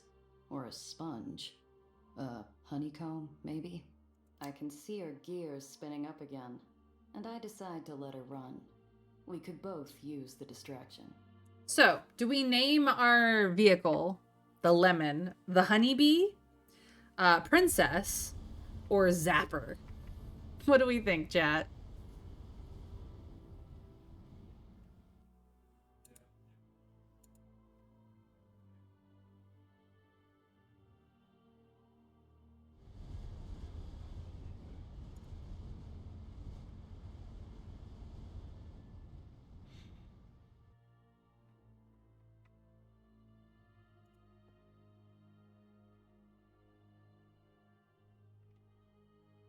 So we're already calling Nellie Princess. Scrap Princess. We're already calling Nellie Princess. Our choice is Honeybee. Nellie's choice would be Zapper.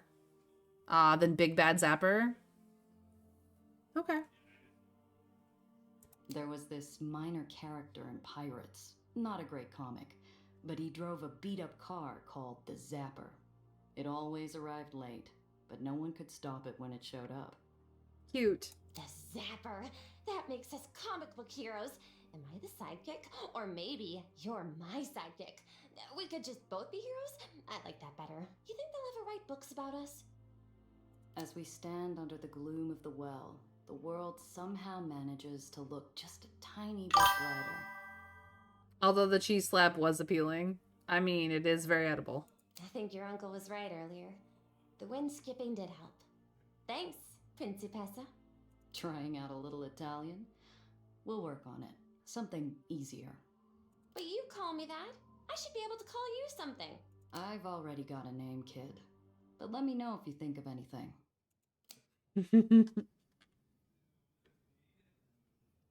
There we are. What a nice little interlude. Let's head home, kid. All right. Let us head back from Hero's Arch all the way to the ferry. And hope we don't get surprised along the way. Oh no, surprise encounter! I'm getting used to Zapper's quirks, namely compensating for her disastrous alignment. When I hear a sharp intake of breath from Nellie, my eyes dart to the rear view and I see him again. That tall, rangy shadow riding hard towards us like a bandit in the night. The demo's still not over, a surprising amount of content. Oh, there's a lot here. The shadow pulls up next to us, and I'd swear on Zio's headstone I feel the temperature drop. His gaze is flint and his smile is poison. I squeeze the wheel to steady myself. I've been awful rude, never introducing myself. Name's Tobias Dufresne?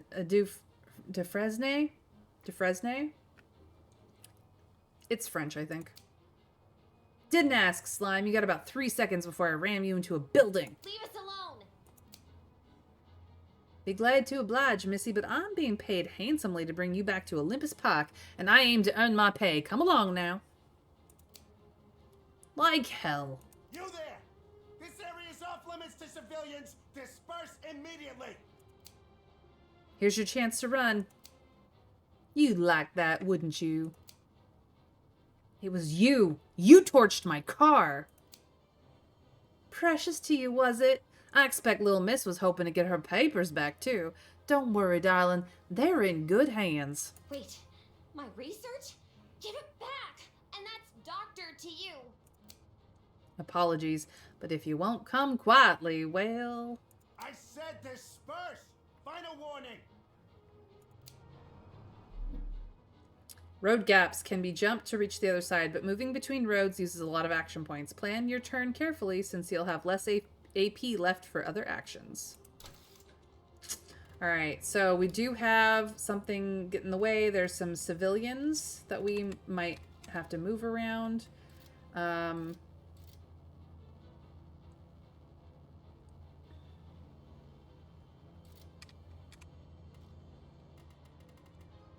We do not want to be in this position. Let's kabonk him. And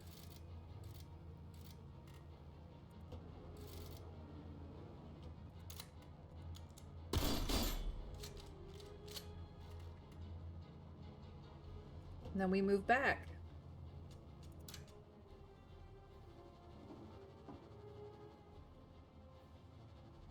The civilians are just going to get out of the way of the problem.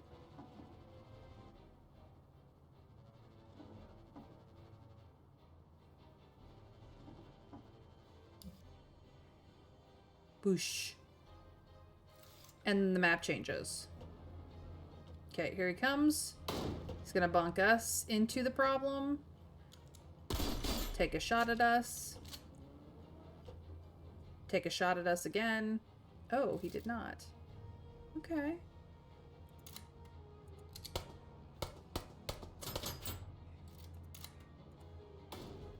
I can't ram him off the road, but I can get out of here. All right.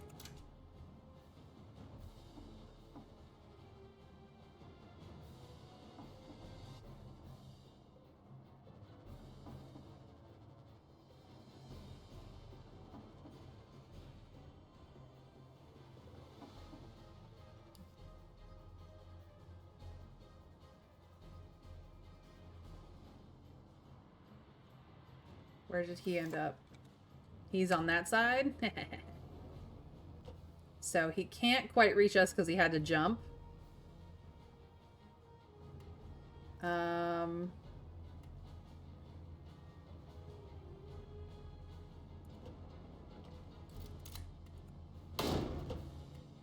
wreck him.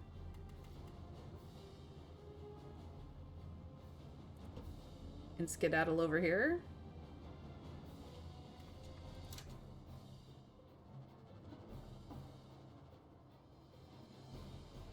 Civilians are all going to get in his way. He doesn't necessarily care about the civilians, but that will slow him down getting to us, which is absolutely the point.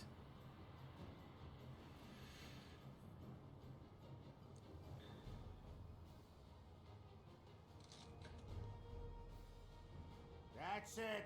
You're under arrest by order of General Tillinghast. Damn it, soldier boy, get out of my way! Now's our chance. The Whitecaps jump on Dufresne's sleek Corvette like a drove of starched pigs tackling a raven. While the bullets and cuss words fly, so do we, and he clocks our escape with a furious shout. You ain't seen the last of me, you hear? I'm coming for you, Miss Doctor.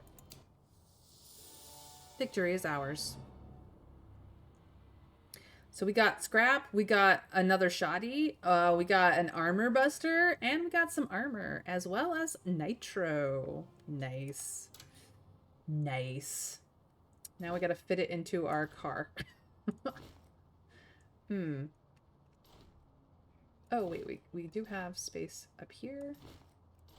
Wait. We can put this here, this there, and that there. Oh, we had just enough space for everything. Perfect.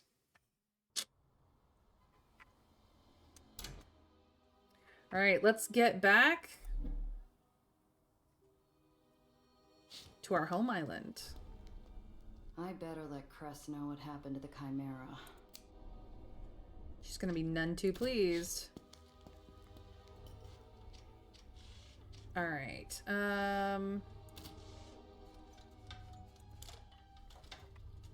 Let us repair it up.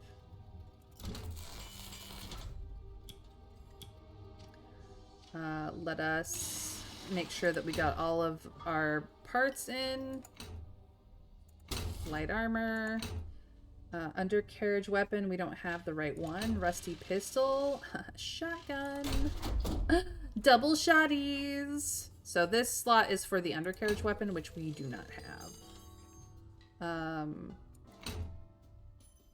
We already have one equipped. So scrapping parts, we can scrap this. Device that weakens the armor of vehicles. It's an auxiliary part. Don't know. We're scrapping this as well.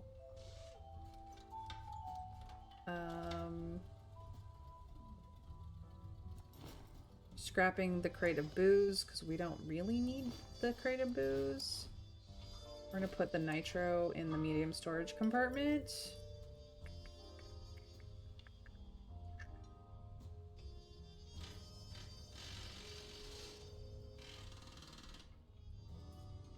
Okay.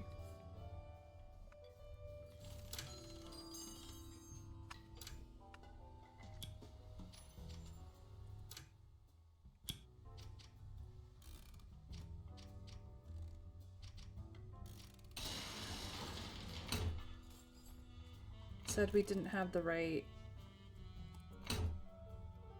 We only have the shotties? Nope.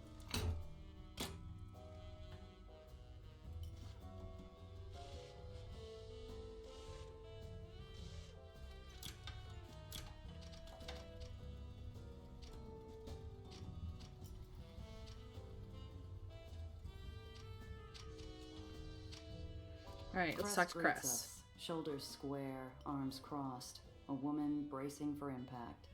She must have figured something was wrong when I didn't pull up with our baby. You found her? She was gutted. Nothing left to salvage. Expecting the hit doesn't make it hurt any less. Her shoulders fall. It was awful. Ugh, she was an incredible machine. I've been in Heights cars with brace stablers that weren't as well optimized. Is this that ray of sunshine that's been following you around? Yes, hello! I'm Nellie. It's a pleasure to finally meet you. I've heard so much about you. All good things, of course. Oh, so Gia's been lying. But Gia didn't say you were a mechanic. I thought Lowers Islands didn't allow their Aetherians to work on the surface. Or is that how it works in the hull? The kid stepping into a minefield. Cress talks as much about her personal life as she talks Bavarian politics. Do we step in or do we let Cress handle our little ray of sunshine? Our little princess? What do we think, chat?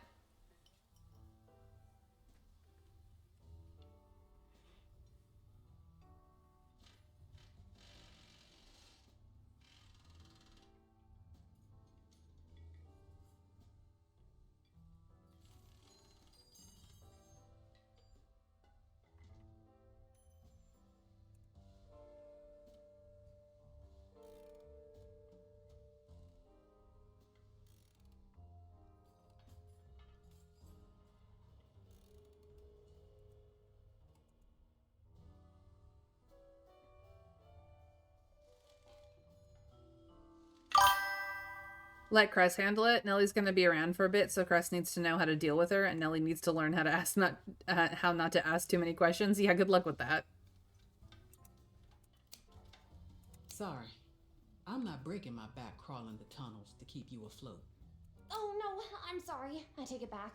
This is my first time in the Lowers, and I didn't expect to meet so many Aetherians. Don't you know? We breathe like rats down here. The kid looks on like she's ready to start taking notes. The hole's not like other islands. No free homes, no rats under contract. You need a generator looked at, you pay me like anyone else. Don't worry, I won't be a bother. I'm certain I can find my way around a generator. Oh, but I hope it won't be any trouble to ask about the output capacity. I can pay you a consultation fee once I have the funds. Unless you accept coffee. Stick around a month. I'll think about it. And I take cash. Cress is playing it softer than I expected with the kid.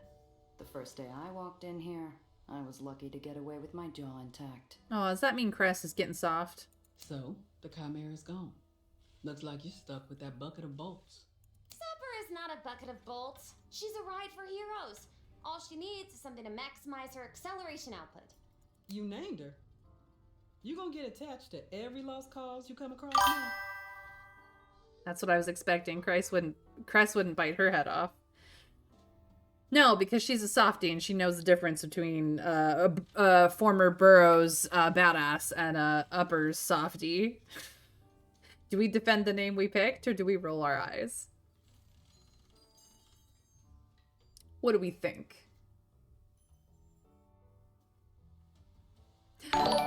Cam, welcome in. Welcome in. Oh, the Lizard Legion. So sweet of you to join me today. It has been a fantastic day. We are playing the Aether and Iron demo today just for a chill, cozy time in this holiday week.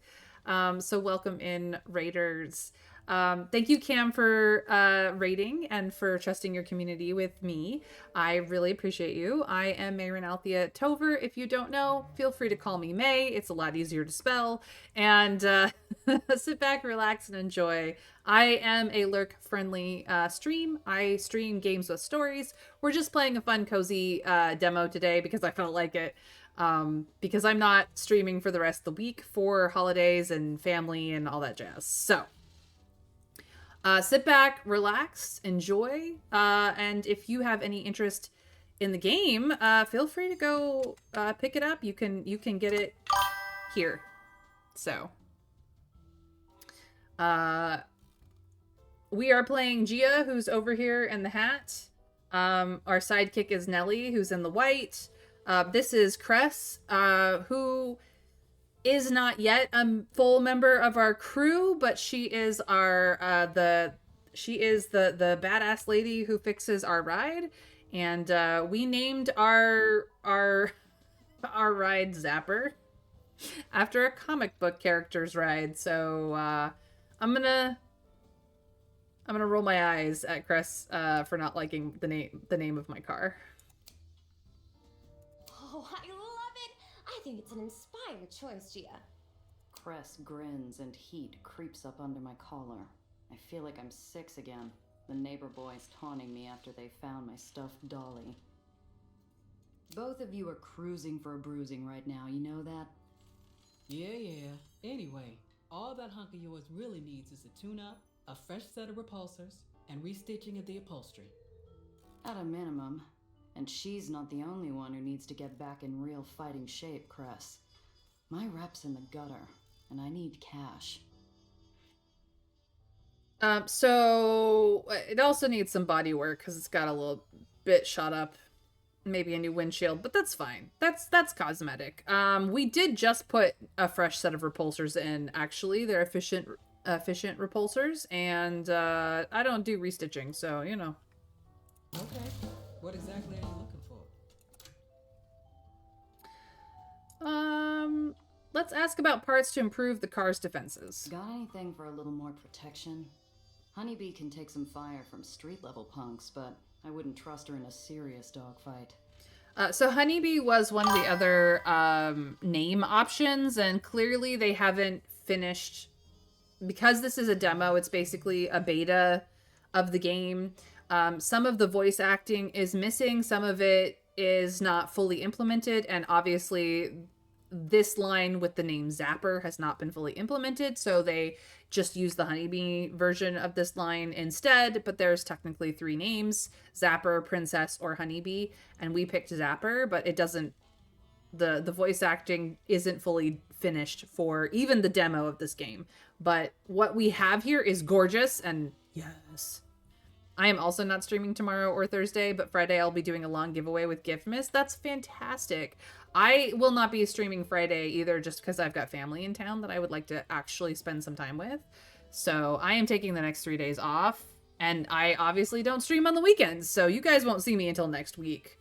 But that's okay. I hope that everyone who is still here has a fantastic magical holiday, whether you celebrate Christmas or any other end of the year holiday, which is not one that I celebrate, but I fully support any holiday that you decide to celebrate, whether it's solstice or Hanukkah or Kwanzaa or any of the other ones, or even just celebrating the new year itself, of which I will see you guys before then. But in any case, please, please, please sit back, relax, and enjoy. But I'm glad that you will be enjoying some time with the family, Cam. And I hope that Giftmas goes very, very well. You do Giftmas every year between New Year's and Christmas. It's where I just give out a lot of game keys. I think that's amazing. I wish I had the capacity to do that myself, but that is very generous of you, Cam. So I hope it goes well, and I hope you have a really great time. I will, of course, be spending time with family. Anyway, let's see what she's got for us. The chassis is shot to hell. You're gonna want some serious armor plating to reinforce it. I'm out of anything at the level you're asking for, but if you bring me the plates, I'll get them set up for you. Think Tiana has anything? Well, if that's the case, then I better do a shout out so that people can follow you and get in on the Giftmas goodness that you've got going on later this week. So I hope that everyone follows Cam and gets in on it. A year of getting 8 to 10 game keys from Humble Bundle for nothing leaves a lot of them. Heck yeah. Humble Bundles are great. I I have a friend who, when he picks up a humble bundle, tends to gift me anything that might interest me out of it that he doesn't want. So, the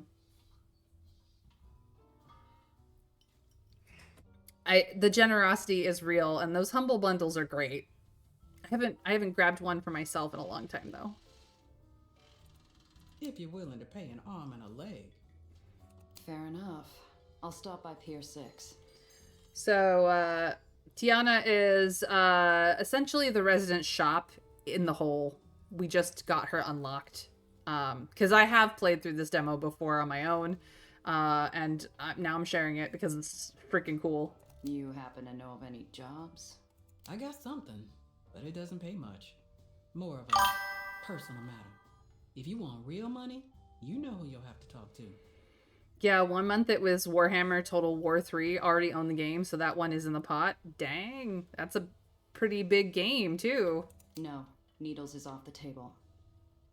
We still don't know what the beef is between Gia and Needles, but they at one point got along, sort of, and now they're like no contact, so whatever is between Gia and Needles, I guess we'll find out, hopefully, or at least when the game comes out, we'll hopefully find out. Needles?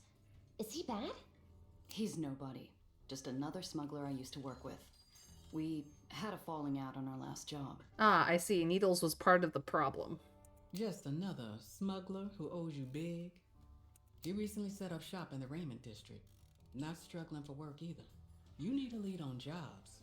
He's who you need to talk to. Least he can do.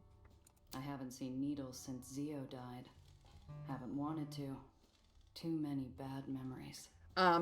From what we can tell about what's been implied so far is that the last job that Gia was on was with her uncle and Needles. It went south. Her uncle didn't survive it. And she has had a hard time since then, and that was about a year ago. So her last major job went south. We don't know how. We don't know what went down. We just know that it has ruined her reputation of being a reliable smuggler. It got her uncle killed, possibly in trying to keep her alive. And Needles was there, part of the crew at the time, or somehow involved. And she is refusing to deal with him since then, so we'll see how it goes down. But Cress is right. I need the money. And a job's a job, even if it's from him. You said you had a job? Something personal? Yeah, but first, tell your client to go bother someone else. Oh, no problem. Don't worry about me. I've been wanting to look at these Aether lifters you got stacked up over there. It'll be like I'm not even here. She will literally be too enamored with the mechanical Aether lifters than anything else. I heard about what you did for the Aether rats in White Street. Thanks. It was a fair trade. They dealt with me fairly. And your advice was, if I recall correctly, to not be an ass. So I wasn't. So, you wouldn't say no to another job for them?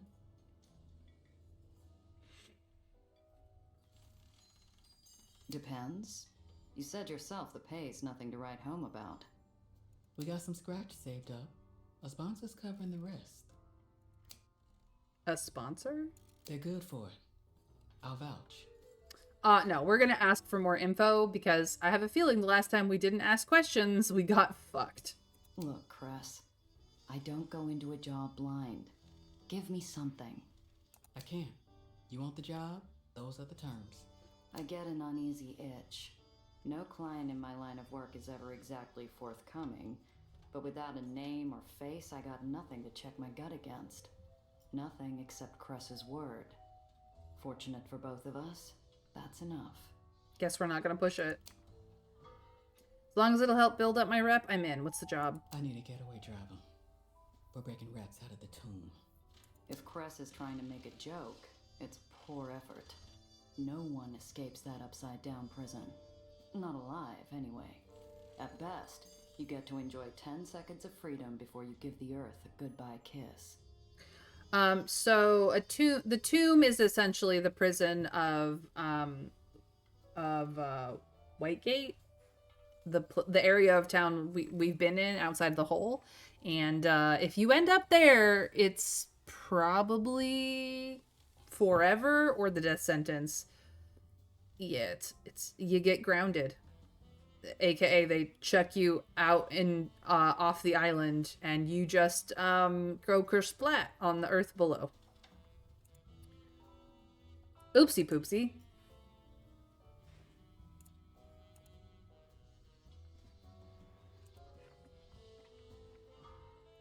Barons usually leave rats to the terriers. Why'd General Eli bother to lock him up? He's a paranoid tyrant. He doesn't need a good reason to keep you in a cage. I just want to know what sort of people we're helping. Good people. There was a wasting outbreak in White Street. Rats thought it had something to do with the water shortage. Eli didn't like them talking, so he put them where no one could hear them. No one escapes the tomb, Cress. Maybe Eli shouldn't have locked up the same people who keep him afloat. My people have a way into the garbage system and the trash chutes that lead outside. Ooh, that's gonna be stinky. And we're going to take out the trash. So, what's my part in this? I've seen you steer out of gravity slips like it's nothing. You're plenty capable of a pickup. It's a two-person job. I'll drive the barge there, but I need someone to keep unwanted eyes off us along the way. Who's this mysterious sponsor of yours? Gia. If I could tell you, I would. Don't push it. Come on. Anyone with the cash to spring a bunch of Aether convicts out of the tomb is blowing that money on diamond jewelry and nightclub tabs. You really want me to believe this is a charity case?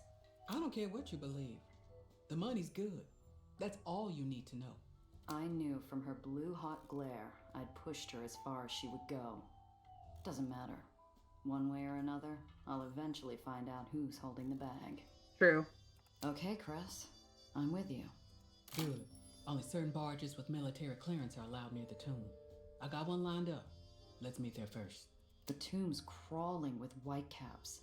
They're not just going to let us drive up and make off with a bunch of convicts. That's where you come in. I need someone who can get physical when the time calls for it, or keep me from being seen. Like old times. We haven't done a job together since the carnival. Yeah, well, I've been busy. And let's make sure this job goes better. It took me weeks to get the smell of wet lime out of that car. So we have recruited Cress into our crew. Far from the Undercity or any free home, Cress Carter lives life as one of those few Aetheniers to have escaped her contract. She made the hole her home, starting her own garage and filling her newfound quiet with music. Selfless and principled, Cress has stood by Gia through the thick and thin, even giving her a place to call home when Zio Alfonso was killed. Uncle Alfonso, if you don't know the Italian. She drives wagons, sedans, and coupes, and her attributes are brass and smarts. So, now that she is in the crew, we need her to do things. Let's give her Grease Monkey. Absolutely. And Brainiac.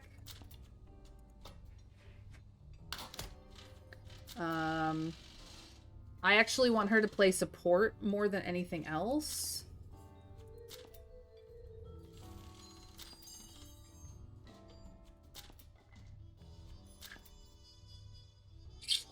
Let's also get her a little bit of Daredevil, and then we just won't take these skills. They'll be her skills. So I got 2 talent points. She is going to get the tune-up, as well as the spare batteries. That is going to be her bag. We also have some leveling up that we can do. We have 1 talent point.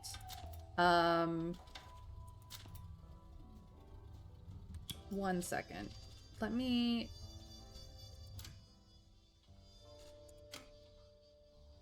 She has the flat bed, and we have the zapper.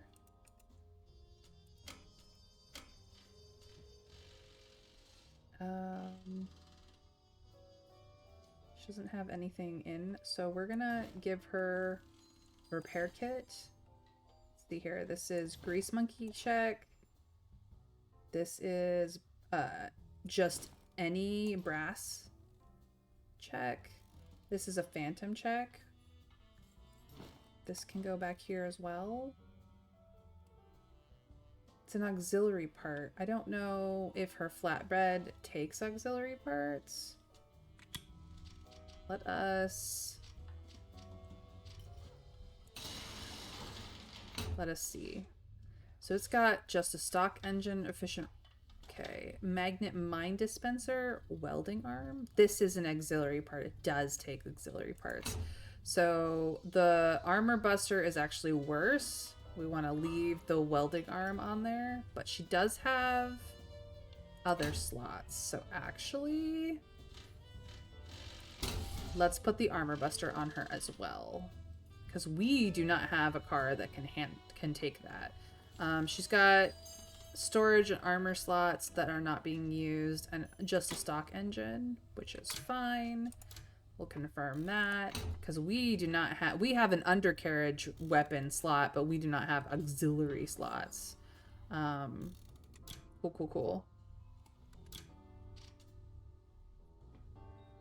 So we don't need Grease Monkey. We don't need Brainiac because she's now on our crew. I think we might need a little bit of Phantom here. So I'm going to put a point in Phantom. That is going to be what I do.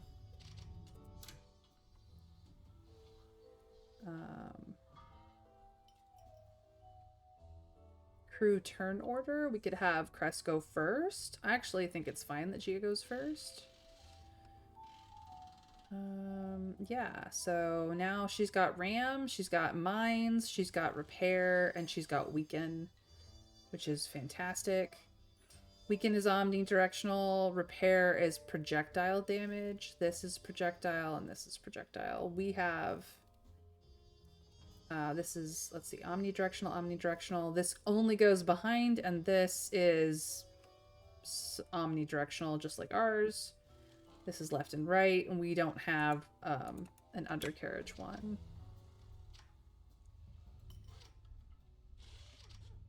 Let's see if... Let's ask a whole bunch of questions. Got one other thing to ask. Yeah, I'm not running a charity. If you need any more favors, you'll have to pay for them. With cash. This girl I picked up, she's in a bad way. Needs a place to lay her head. She's short on change right now, too. But she holds up her left hand, closes her eyes, and breathes slowly. I have a place, sure. Basically an overflowing trash can, but it's something. I'll need rent. Have her come talk to me later. You looking for any other jazz records? Sure. Why? Need to butter me up again? Just want to keep an eye out. You know I love to do. Ask about the garage. How'd you get this garage started anyway? Saved up some pennies while I was working up the Nation's Crusade. Eventually I found this place and bought it for a song. Yeah, let me guess. Cole Porter? Bet you got a lovely singing voice. Very funny. Seriously, if you had a good thing going, why give it up? Why take a big risk down here in the hole? We gave her a Cole Porter record at the beginning, near the beginning of the game, so that's why we reference Cole. I gotta explain that to you, of all people. I wanted my own space, Gia. My own business. So what if it crashes and burns? I earn my own money doing what I'm good at, and damn anybody who tries to stop me.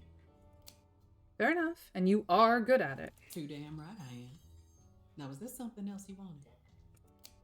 You ever miss the 8th in your life? Would you? I wake up and my time is my own. I get to see the stars at night.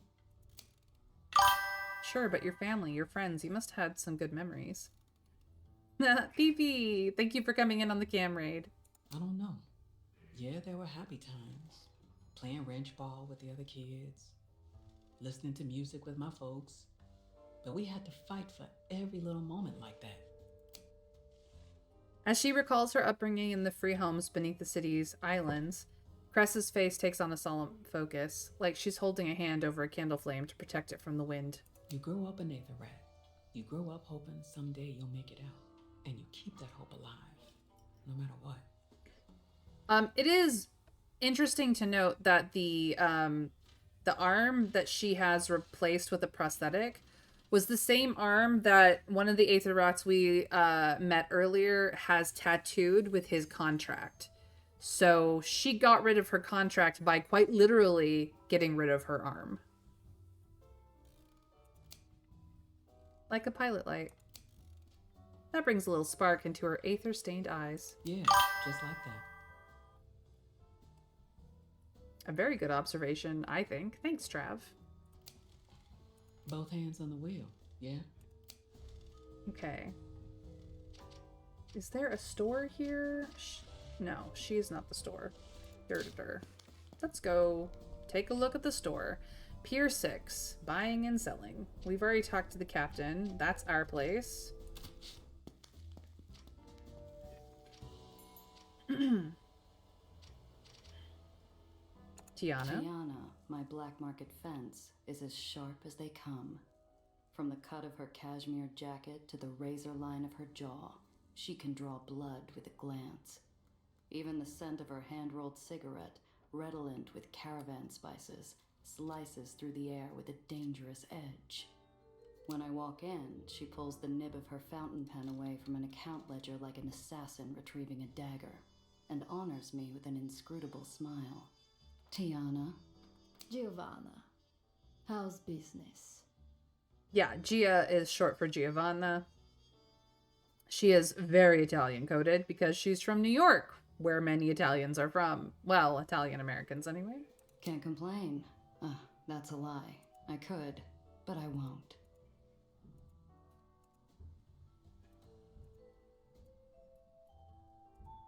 This is why I like you Italians. Always with your heart on your sleeve. You know, a short swim across the Adriatic and we might have been sisters. I like to think of us that way.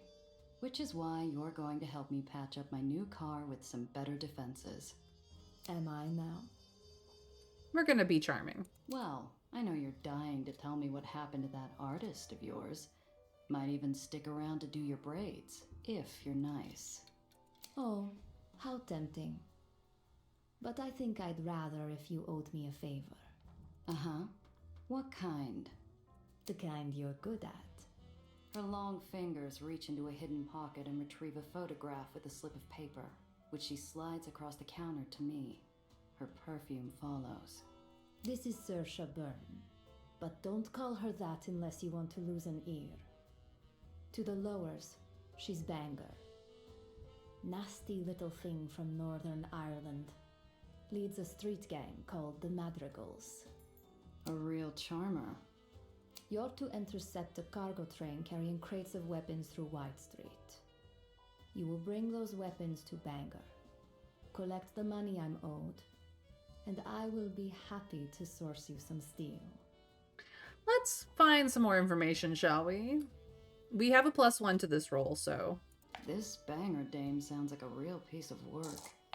Anything in particular I should know? They say she survived the wasting as a child by catching and eating animals. Rats, birds, a dog if she got lucky. Banger, nasty little thing. From Northern Ireland, I think I know what she does. So she's tough. She is dangerous, and she is always hungry. I mean, outside of vegetarians, who would turn down bangers and mash, right?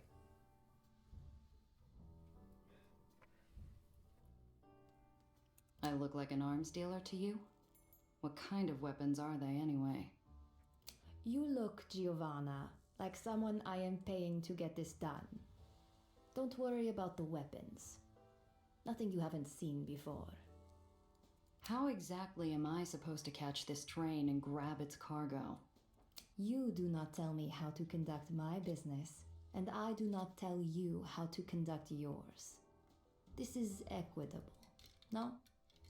You figure it out. All I know is the rail runs along the left side of the road the whole route. Do with that what you will. Nothing makes a job more dangerous than going in blind. It can't be as cut and dry as she says. What aren't you telling me? Giovanna, the great castle libraries of Illyria could be filled with the things I don't tell you. Trust me. You want it that way. Okay. Yeah, all right. Excellent. Be sure to bring along that little scientist friend of yours. What? Why? Last thing I need is the kid slowing me down. Indulge me. And if I say no? Ha! Come. I need this done correctly. And you, Giovanna, need the money. Bring the girl. I like this about as much as a kick in the teeth. But in Pier 6, Tiana calls the shots.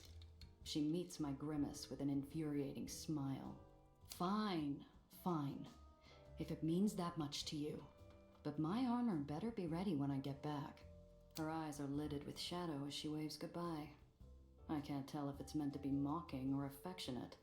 Probably both. So that is the local store, mistress. What she got on hand. Basic repair kits, fake white street papers, lockpicks, expert repair kits. We have a couple of those already. More cigars and golden loaded dice that we can't afford. I'm gonna take these papers.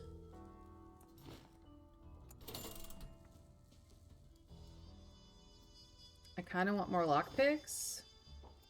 Just in case. Come on. That's good.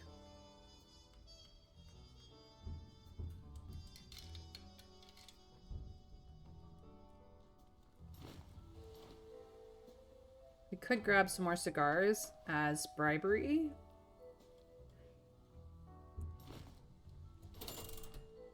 There we go. Now we're broke. Worth it. So we kind of need to do this mission first to get some moolah for everything else. We've got new people in the codex, like Sorsha, Alistair Gardner, Black Cat, Cress. I think that's everything new. No, the well is new. That is the well. And the hole, obviously, where we live. Alright, let's get out of here.